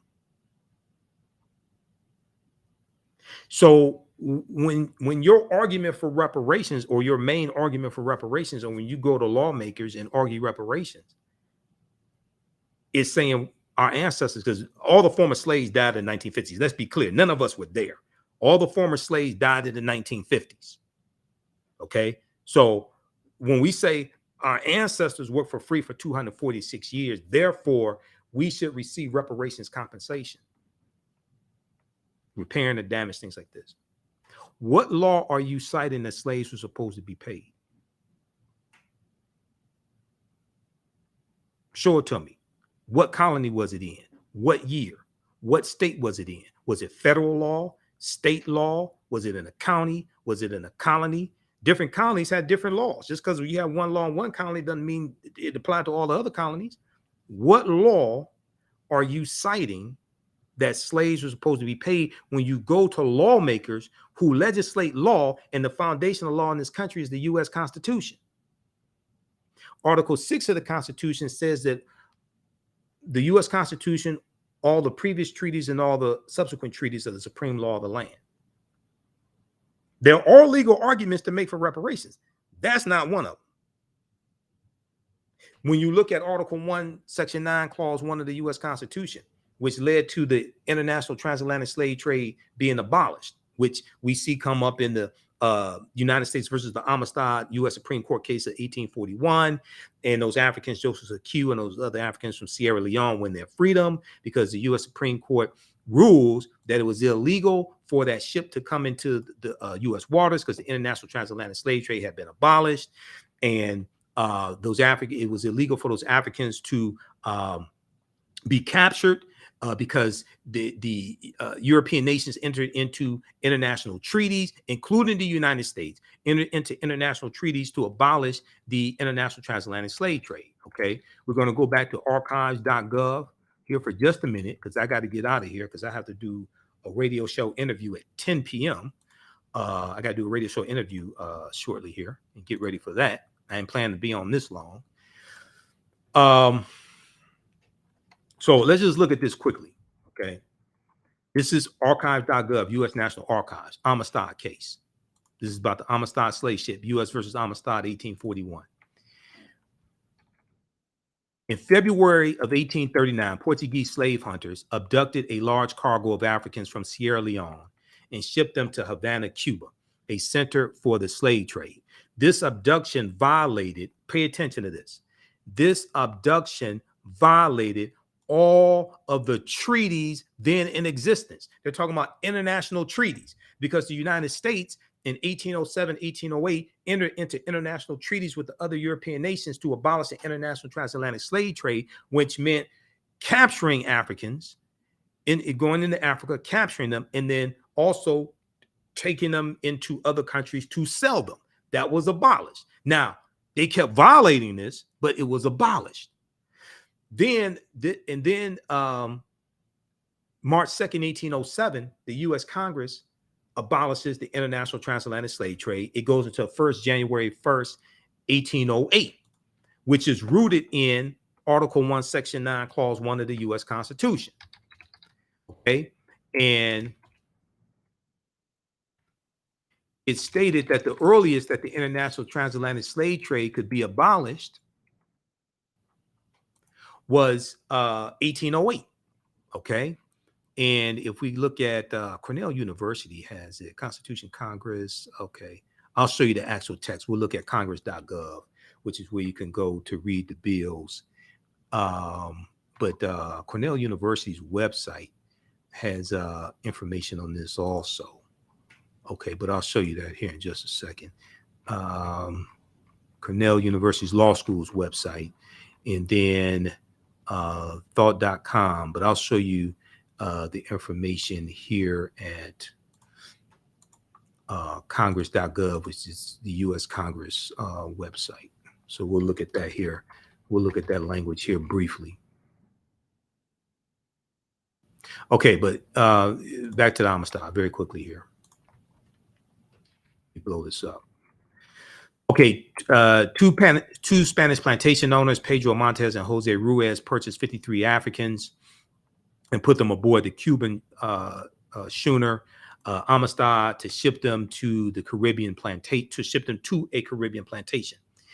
On July 1st, 1839, the Africans seized the ship, killed the captain and the cook, and ordered Montez and Ruiz to sail back to Africa. Click here on read more. Okay, now they're going to be they navigate towards the U.S. at nighttime, and they end up in the U.S. Okay, the plantation owners were freed, and the Africans were imprisoned on charges. Montez and Ruiz actually steered the ship north because they changed the direction of the ship at nighttime. And on August 24th, 1839, the Amistad was seized. The Amistad was seized off Long Island, New York, by the U.S. brig called Washington, because it was illegal for slave ships to come in, and they had naval ships out on the waters at sea looking for slave ships because it was illegal. Although the murder charges were dismissed, the Africans continued to be held in confinement, and the case went to trial in the federal district court. Okay, so it ends up in the U.S. Supreme Court. All right, now I want to get to the ruling just for the sake of time. Abolitionists, okay, abolitionists helped them raise money, got them attorneys. John Quincy Adams, the former sixth president, was one of their defense attorneys. Let's see here. Supreme Court decided in favor of the Africans, stating they were free individuals kidnapped and transported illegally. They had never been slaves. Senior Justice Joseph Story wrote and read the decision. Quote, it was the ultimate right of all human beings in extreme cases to resist oppression and to apply force against ruinous injustice. The opinion asserted the Africans' right to resist unlawful slavery. The opinion asserted the Africans' right to resist unlawful slavery.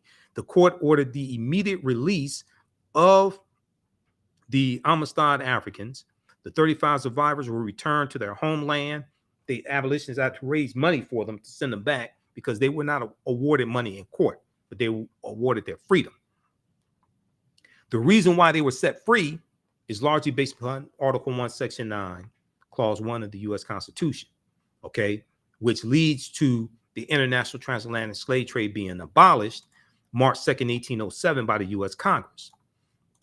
If we look here at the U.S. Constitution, migration or importation clause.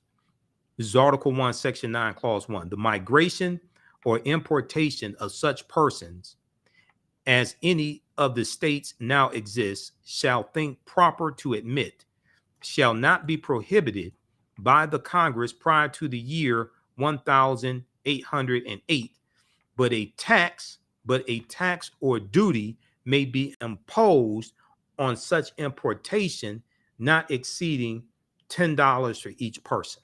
Okay, so 1808, that's 1808. That's the earliest it could be abolished. But a tax or duty may be imposed on such importation not exceeding $10 for each person as well.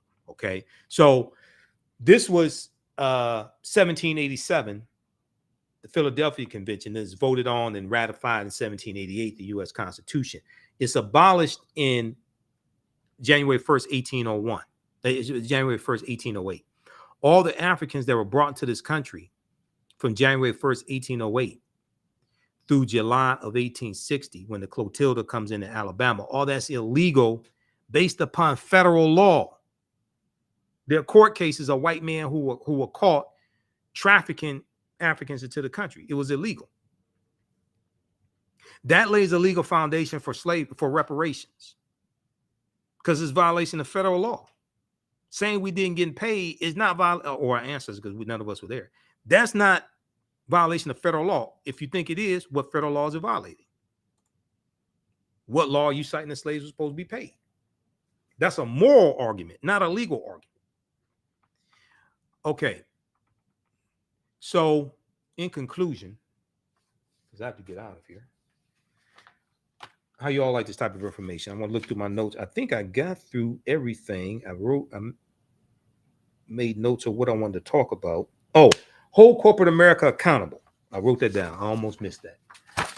Okay, so this is the type of information that we need to discuss when we come together with Juneteenth celebrations. There has to be a historical component, okay, not just misunderstanding history. It has to be a historical component. We have to deal with politics, law, economic empowerment, supporting African American owned businesses, all this stuff. Okay. Now, there was a article, this right here. This article came out from CNN. I think it's from June 16th. I was reading it because each day I've been going through doing a Google search, looking at articles, these new articles written about Juneteenth. This is from CNN.com, Wednesday, June 15, 2022. People were offended. Tone deaf corporations facing backlash for Juneteenth themed products. When I talk about protecting the history and legacy of Juneteenth, this is one of the things I'm talking about. We have to go after white corporations that want to pimp Juneteenth, okay, and sell us Juneteenth ice cream. We know Walmart got shut down when they tried to sell Juneteenth ice cream, rightfully so. That was nonsensical.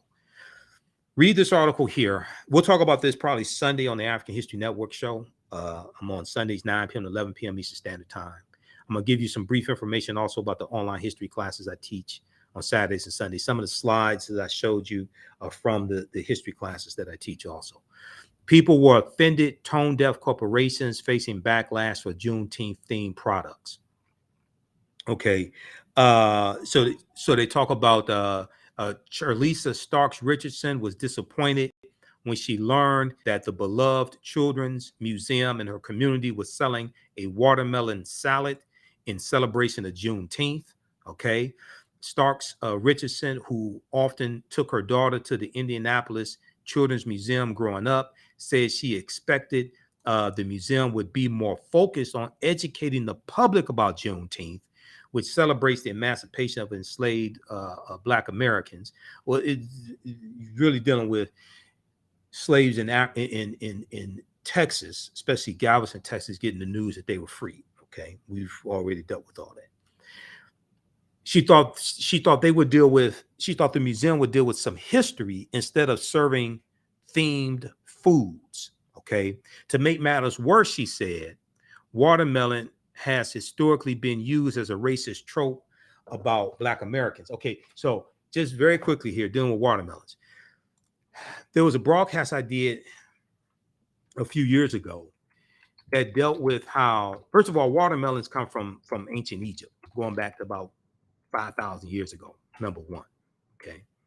Number two, there was a broadcast I did dealing with how watermelons became a racist trope. Okay. And it dealt with after slavery ended. And I'm going to see if I could pull this up. Watermelon stereotype. It dealt with after slavery ended and how during slavery had little gardens and things like this and can make money afterwards. That was one of the main crops we were selling, and then it became a racist trope. It became let me see this article here. They want me to sign up for another subscription. Too many subscriptions. Okay, let's see here.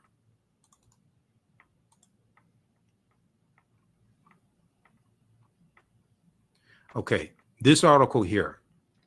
This is one of the articles I cited a few years ago when I talked about watermelons and how it became a racist trope. From TheAHNShow, how watermelons became a racist trope. Before its subversion in the Jim Crow era, the fruit symbolized Black self-sufficiency. Okay, before its subversion in the Jim Crow era, which is a period of history that we need to study. And then in the class I teach on Sundays, from the Civil War to the Civil Rights Movement and Black Power, 1865 to 1968. That's a period of history that we look at. Okay. Raymond C. Brown, Raymond A. Brown. Okay. There was a song by a man named Harry C. Brown. Harry C. Brown, 1916, Columbia Records. N-word, love a watermelon, ha ha ha. It's on YouTube. Go listen to it. N-word. This is one of the attacks in watermelon being a racist trope. That song, N-word, love a watermelon, ha ha ha, recorded on Columbia Records by Harry C. Brown, became a big hit in America, and it was making fun of African Americans and us eating watermelon. But white people eat watermelon also. It's not a problem for white people to eat watermelon, just for us. Okay, let's look at this here. Do I have it up? We need to close out one of these articles.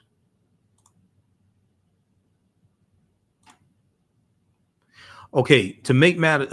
Okay, here, I want to go to this one here. Okay, it's. I want to skip past some of this stuff here. While mainstream media figures deride these instances of racism, or at least racial insensitivity, don't white people like watermelon too? Because these conversations tend to focus on the individual intent of the cartoonist, coach, or MC, it's all too easy to exculpate them from blame because the racial meaning of the watermelon is so ambiguous. But the stereotype that African Americans are excessively fond of watermelon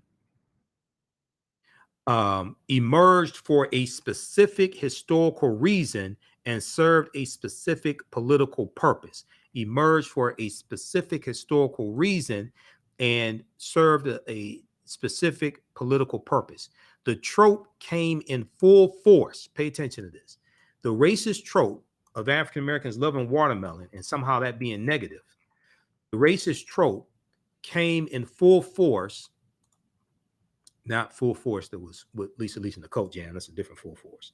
The racist trope came in full force when slaves won their emancipation during the Civil War. Free Black people grew, ate, and sold watermelons, and in doing so, made the fruit a symbol of their freedom.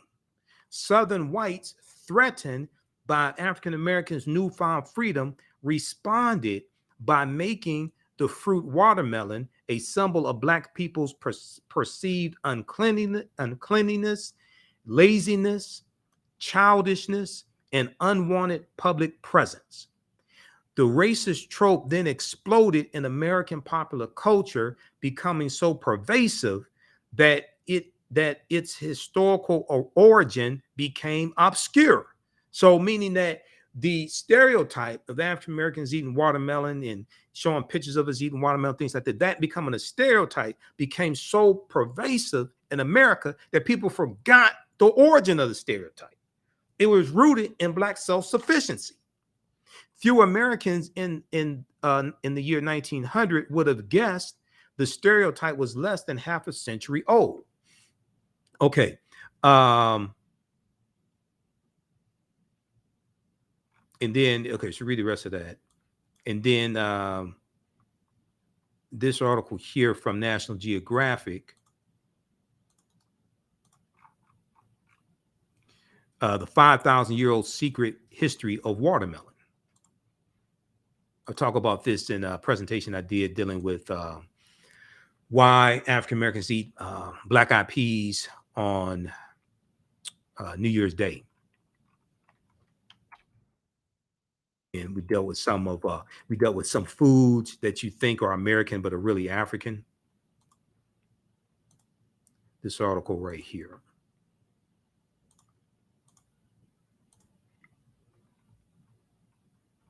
The 5,000-year secret history of the watermelon. This is from nationalgeographic.com. Ancient Hebrew texts and Egyptian tomb paintings reveal the origins of the summertime fruit. Reveal the origins of the summertime fruit. 5,000 year transformation. The history has been screwed up, says Paris, who places the blame on generations of taxonomists stretching back to the 18th century. Even the name for the modern watermelon, Citrellus lanitus, is wrong.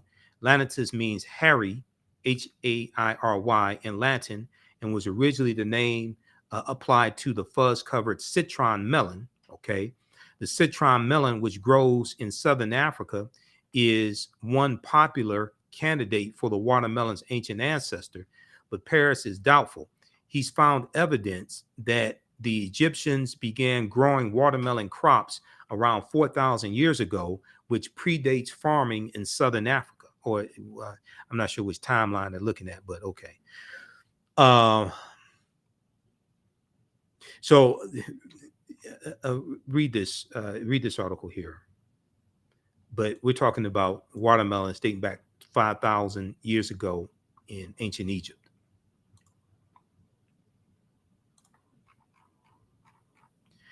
All right. If you like this type of information, you can support the African History Network, $ the AHNShow through Cash App, then also through PayPal, paypal.me/the AHNShow, paypal.me/the AHNShow. This helps us keep doing the research, stay on the air, keep broadcasting, pay some of the bills, etc. If you go to our new website, TheAHNHistoryNetwork.com, we have the Cash App link there. I'm going to put the YouTube link up. This is our official Cash App account, $ the AHNShow, SHOW. When you go to it, it says Michael and shows my picture there. These other ones here are fake African History Network Cash App accounts. There's some other ones. There's a new fake one I just saw yesterday that is $ the AHNShow at gmail.com. That's our email address, but that's not our Cash App tag. I've opened up I've had Cash App open up an investigation because there are a number of fake African History Network Cash App accounts out there that are stealing money from us. This is our only Cash App account, $ the AHNShow. Okay, when you click, we have the information here. When you click on it, it takes you right here to a Cash App, and you can support us there. Okay, those other ones are fake. I'm trying to get them shut down. All right, now. Okay, and we'll put the YouTube, we'll put the PayPal tag up also, the PayPal link as well, because this is our new official website, TheAfricanHistoryNetwork.com. All right, I want to go back. This is the last article, then I have to get out of here. We were looking at the one from CNN.com. This deals with people were very offended, tone-deaf corporations facing backlash for Juneteenth themed products. This is the type of conversation that we need to have at Juneteenth celebrations, sharing this type of information and organizing, political education, political organizing, understanding law, history, economic empowerment. Okay. Ms. Starks Richardson said people were offended by it. The watermelon salad at the museum. She said, everybody's trying to capitalize on Juneteenth to make money, but we don't need food. I want education. I want people to understand the purpose of Juneteenth. Go ahead, sister. Now, we can sell food. But we got to have the education taking place as well. From the Indianapolis Children's Museum, the Indianapolis Children's Museum has since apologized and removed the salad from its food court. Okay. In a statement, the museum said it routinely relies on a food vendor to create thematic menu items, and that the inappropriate name and label on the salad was not reviewed by museum staff. Okay. Other organizations and major retailers are receiving backlash for attempts to monetize Juneteenth with new products since President Joe Biden signed a bill declaring it a national holiday last year. Aren't there enough national holidays, enough stuff up there for white corporations to pimp? Don't they have enough out there to pimp that they don't have to do that to Juneteenth? I'm just saying. But this is why we have to correct the history and protect the history of Juneteenth. From the Indianapolis Children's Museum's watermelon salad to Walmart swirled red velvet and cheesecake flavored ice cream to Dollar Tree's Pan-African themed plates and napkins, inclusion experts say corporations are missing the mark. Inclusion experts, and I made a note of this to talk about this.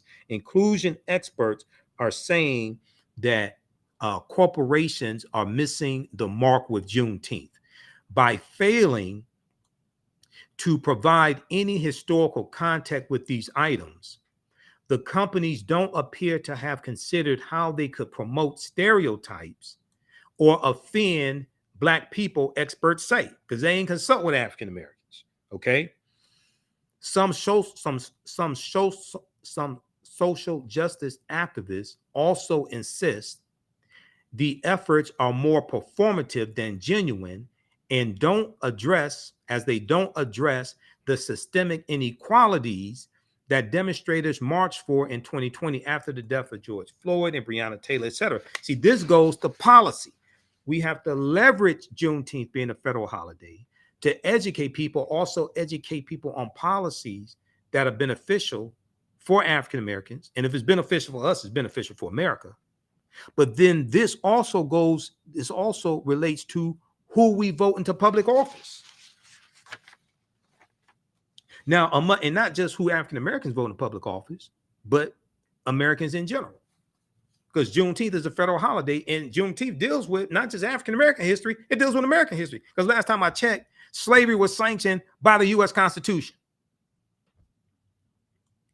Among the issues were police violence against Black people, voting rights, and reparations. Okay. Now, you ain't making legal arguments for reparations. You need to learn how to make legal arguments for reparations. You need to talk to me on this, or Dr. Carl Mack and some others. Amara Enya, Enya, a public policy expert for Movement for Black Lives. And you don't have to agree with any of these organizations, but they are making, some of what they're saying is making sense. She said that the Juneteenth product lines are tone deaf and devoid of any real impact. Now, Enya said companies should be using the Juneteenth holiday to re-examine their hiring and promotion practices, which is something I've been saying, in all levels of management, and your board of directors, and your contracts that you have. What percentage of African American contractors do you have? Okay, what percentage of your profits do you put in Black-owned banks? These are conversations that we have with corporations that want to pimp Juneteenth. We need to have these conversations with all corporations we spend dollars with, but especially those that want to sell Juneteenth products. Their hiring and promotion practices to ensure they are being more inclusive of Black applicants and employees. But we're talking about senior level management. We're talking about executive management. We're talking about contractors. What percentage of your advertising dollars are you spending with Black-owned media, radio stations, TV stations, thegrio.com, online platforms, things like this? How many African-American owned advertising agencies are you using? See, that is redirecting dollars that we spend with corporate America, redirecting that to African-American owned businesses. That's one of the ways to grow African-American owned businesses, so they can scale up and hire more people and have more resources, as opposed to 95% of our businesses having one employee, the owner. Quote, what people are demanding is not a new ice cream flavor or a new salad or any other symbolic gesture that really is just about generating profit for a commercialized holiday, Amara Enya said. What Black folks have been demanding are structural and systemic changes to the systems in this country that have been harmful and oppressive. These are the conversations we have to have during Juneteenth, and those conversations have to then lead to action. This is a time for political organizing. This is a time for political organizing. Yes, we can have the celebrations and the cookouts and things like this, but you got to have some substance: history, politics, law, economic empowerment. Some experts say the Juneteenth themed foods and products show corporations are suddenly trying to commercialize a holiday that African Americans have celebrated since June 19th, 1865. Well, really, we know 1866, they really started celebrating it annually. But we've been celebrating it since 1866. Commercialize a holiday the Black Americans have celebrated since June 19th, 1865, when Union Major General Gordon Granger announced the end of, it wasn't the end of slavery in Galveston, Texas, Lord, please. It wasn't that's when they got the news. Okay, that wasn't the end of slavery in Galveston, Texas. That wasn't the end of slavery in Texas. He did go into Galveston. He went throughout Texas delivering it. That wasn't the end of slavery, in accordance with Abraham Lincoln's Emancipation Proclamation. Now, across the U.S., African-American families who honor the holiday traditionally host cookouts, music festivals, like the parade and 3-day music festival they have in Atlanta that I go to sometimes, and I'm a speaker there, prayer services and rodeo events. Some also indulge in red food and drink, which represents the bloodshed during enslavement, especially the red food, the bloodshed during enslavement. Now, Stephanie Leonard, an assistant professor of management at Howard University, who specializes in workplace diversity, equity, and inclusion, said corporations should not be profiting off the culture of marginalized groups. Go ahead, Stephanie. See, this is what I'm talking about. This is why we have to correct the history of Juneteenth and protect the history and legacy of Juneteenth.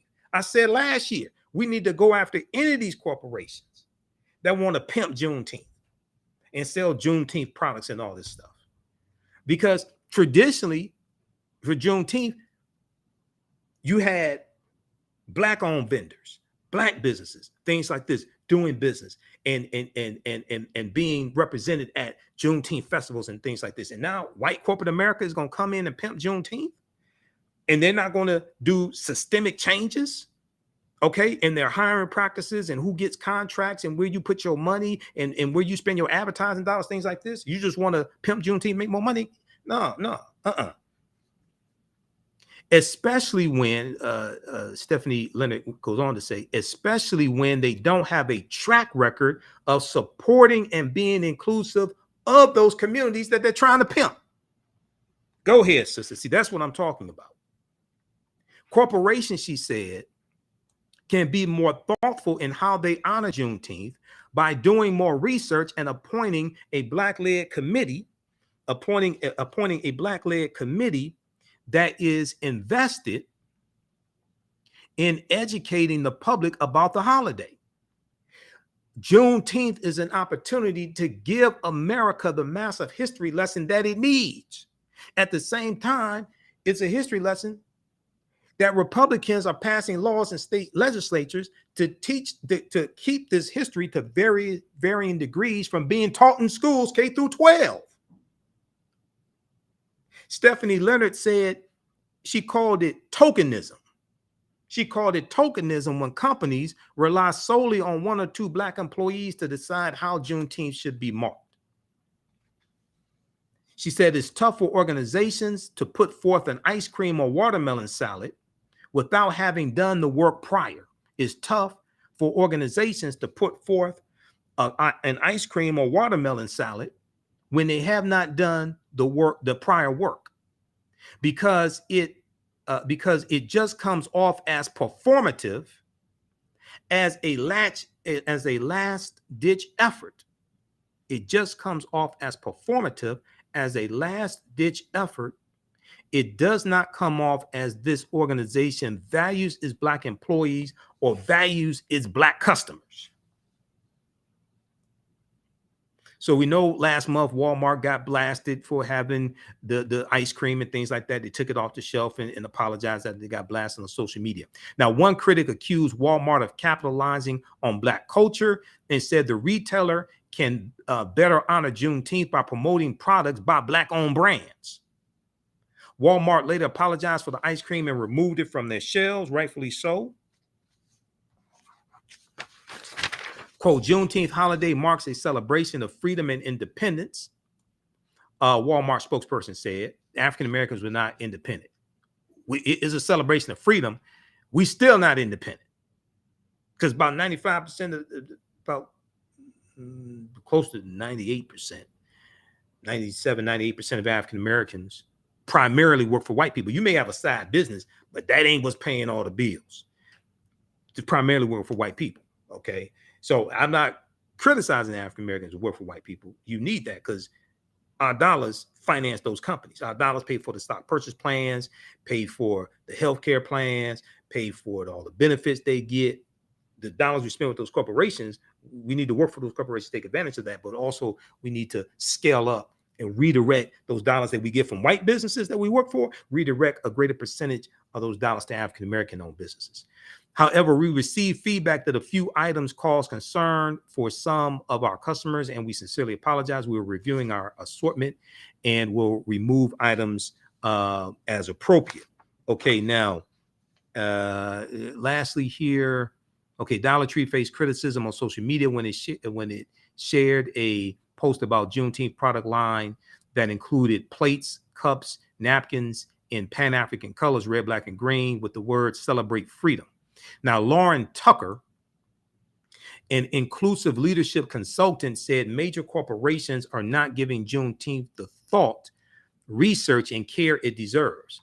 Lauren Tucker compared products to companies simply checking a box that says they recognized the holiday. Selling red foods without providing historical context shows the retailers really don't understand the meaning behind this commemoration, Lauren Tucker said. Absolutely correct. Quote, these are meaningful in terms of articulating both the pain and suffering of Black Americans, African Americans, but also the celebration of freedom, Lauren Tucker said. And without contextualizing these foods by the context, by the history, you are just perpetuating more pain, more frustration, and signifying that you don't really understand or care about the history. Go ahead, sister. That's what I'm talking about. Okay. Read the rest of this here. She said companies should look to bring in independent consultants, research Juneteenth, and survey their customer base. Before putting out products for a culturally significant holiday such as Juneteenth. She said we need to start taking our history much more seriously. Absolutely. As a historian, I totally agree with that. We need to start taking our history much more seriously in the marketing and business community and provide a platform for people to understand what these events mean to us as Americans. All right. So read the rest of this article here. Wednesday, June 15, 2022. People were very offended, tone deaf. Corporations facing backlash for Juneteenth themed products. All right, look, be sure to register for the online history classes I teach on Saturdays and Sundays. And we have, I'm teaching it this weekend also for Juneteenth. So we have some special sessions Saturday morning. Normally, my Saturday class, Ancient Kemet, the Moors, and the Ma'afa, Understanding the Transatlantic Slave Trade. Normally, I do that on Saturdays, 2 p.m. to 4 p.m., but we're going to do 10 a.m. Eastern Standard Time. We'll do an hour, and you can, as soon as you register, you can watch the other archived information because we do the sessions live. All the sessions are archived and recorded. The second class that I teach from the Civil War to the Civil Rights Movement and Black Power, 1865 to 1968. We're doing that which is normally 2 p.m. to 4 p.m. on Saturdays, but we're doing a special session 7 p.m. On Sunday, June 19th, 7 p.m. Okay, so you can register at TheAHNHistoryNetwork.com, our new website, TheAHNHistoryNetwork.com. We also have a bundle pack where you can register for both courses for $100. They're regularly $130 each. Okay, and we do the sessions live. All the sessions are archived and recorded, so you can go back and watch it anytime. Okay, so visit our website, TheAfricanHistoryNetwork.com, TheAfricanHistoryNetwork.com. We have the information there. And then also we have the my Juneteenth lecture as well that I showed you at the beginning here. It's about a 2.5 hour lecture I've done dealing with the real history of Juneteenth. We go deep into it. This one right here. So when you scroll down a page, lecture titles from Michael Imhotep, click right here. It's $10. We also have it in digital download format for $5. Juneteenth History, Emancipation Day, not Independence Day. We got our 40 acres in the Mule, Dr. King's Poor People's Campaign. We're coming to get our check. Gather information here. I'll post a link here. You can order this. We have these DVDs shipping out, these lectures shipping out this weekend, and it's a two DVD lecture. So it's 2 DVDs that you get. All right, we have to get out of here. Remember, right now it's correct wrong behavior. Thanks for tuning in. Follow us here on our Facebook fan page, The African History Network. Turn on live notifications so you know when we go live. Follow us on YouTube, Michael Imhotep on YouTube. Turn on live notifications. Right now it's correct wrong behavior. It's not over till we win. Wakanda forever. And we'll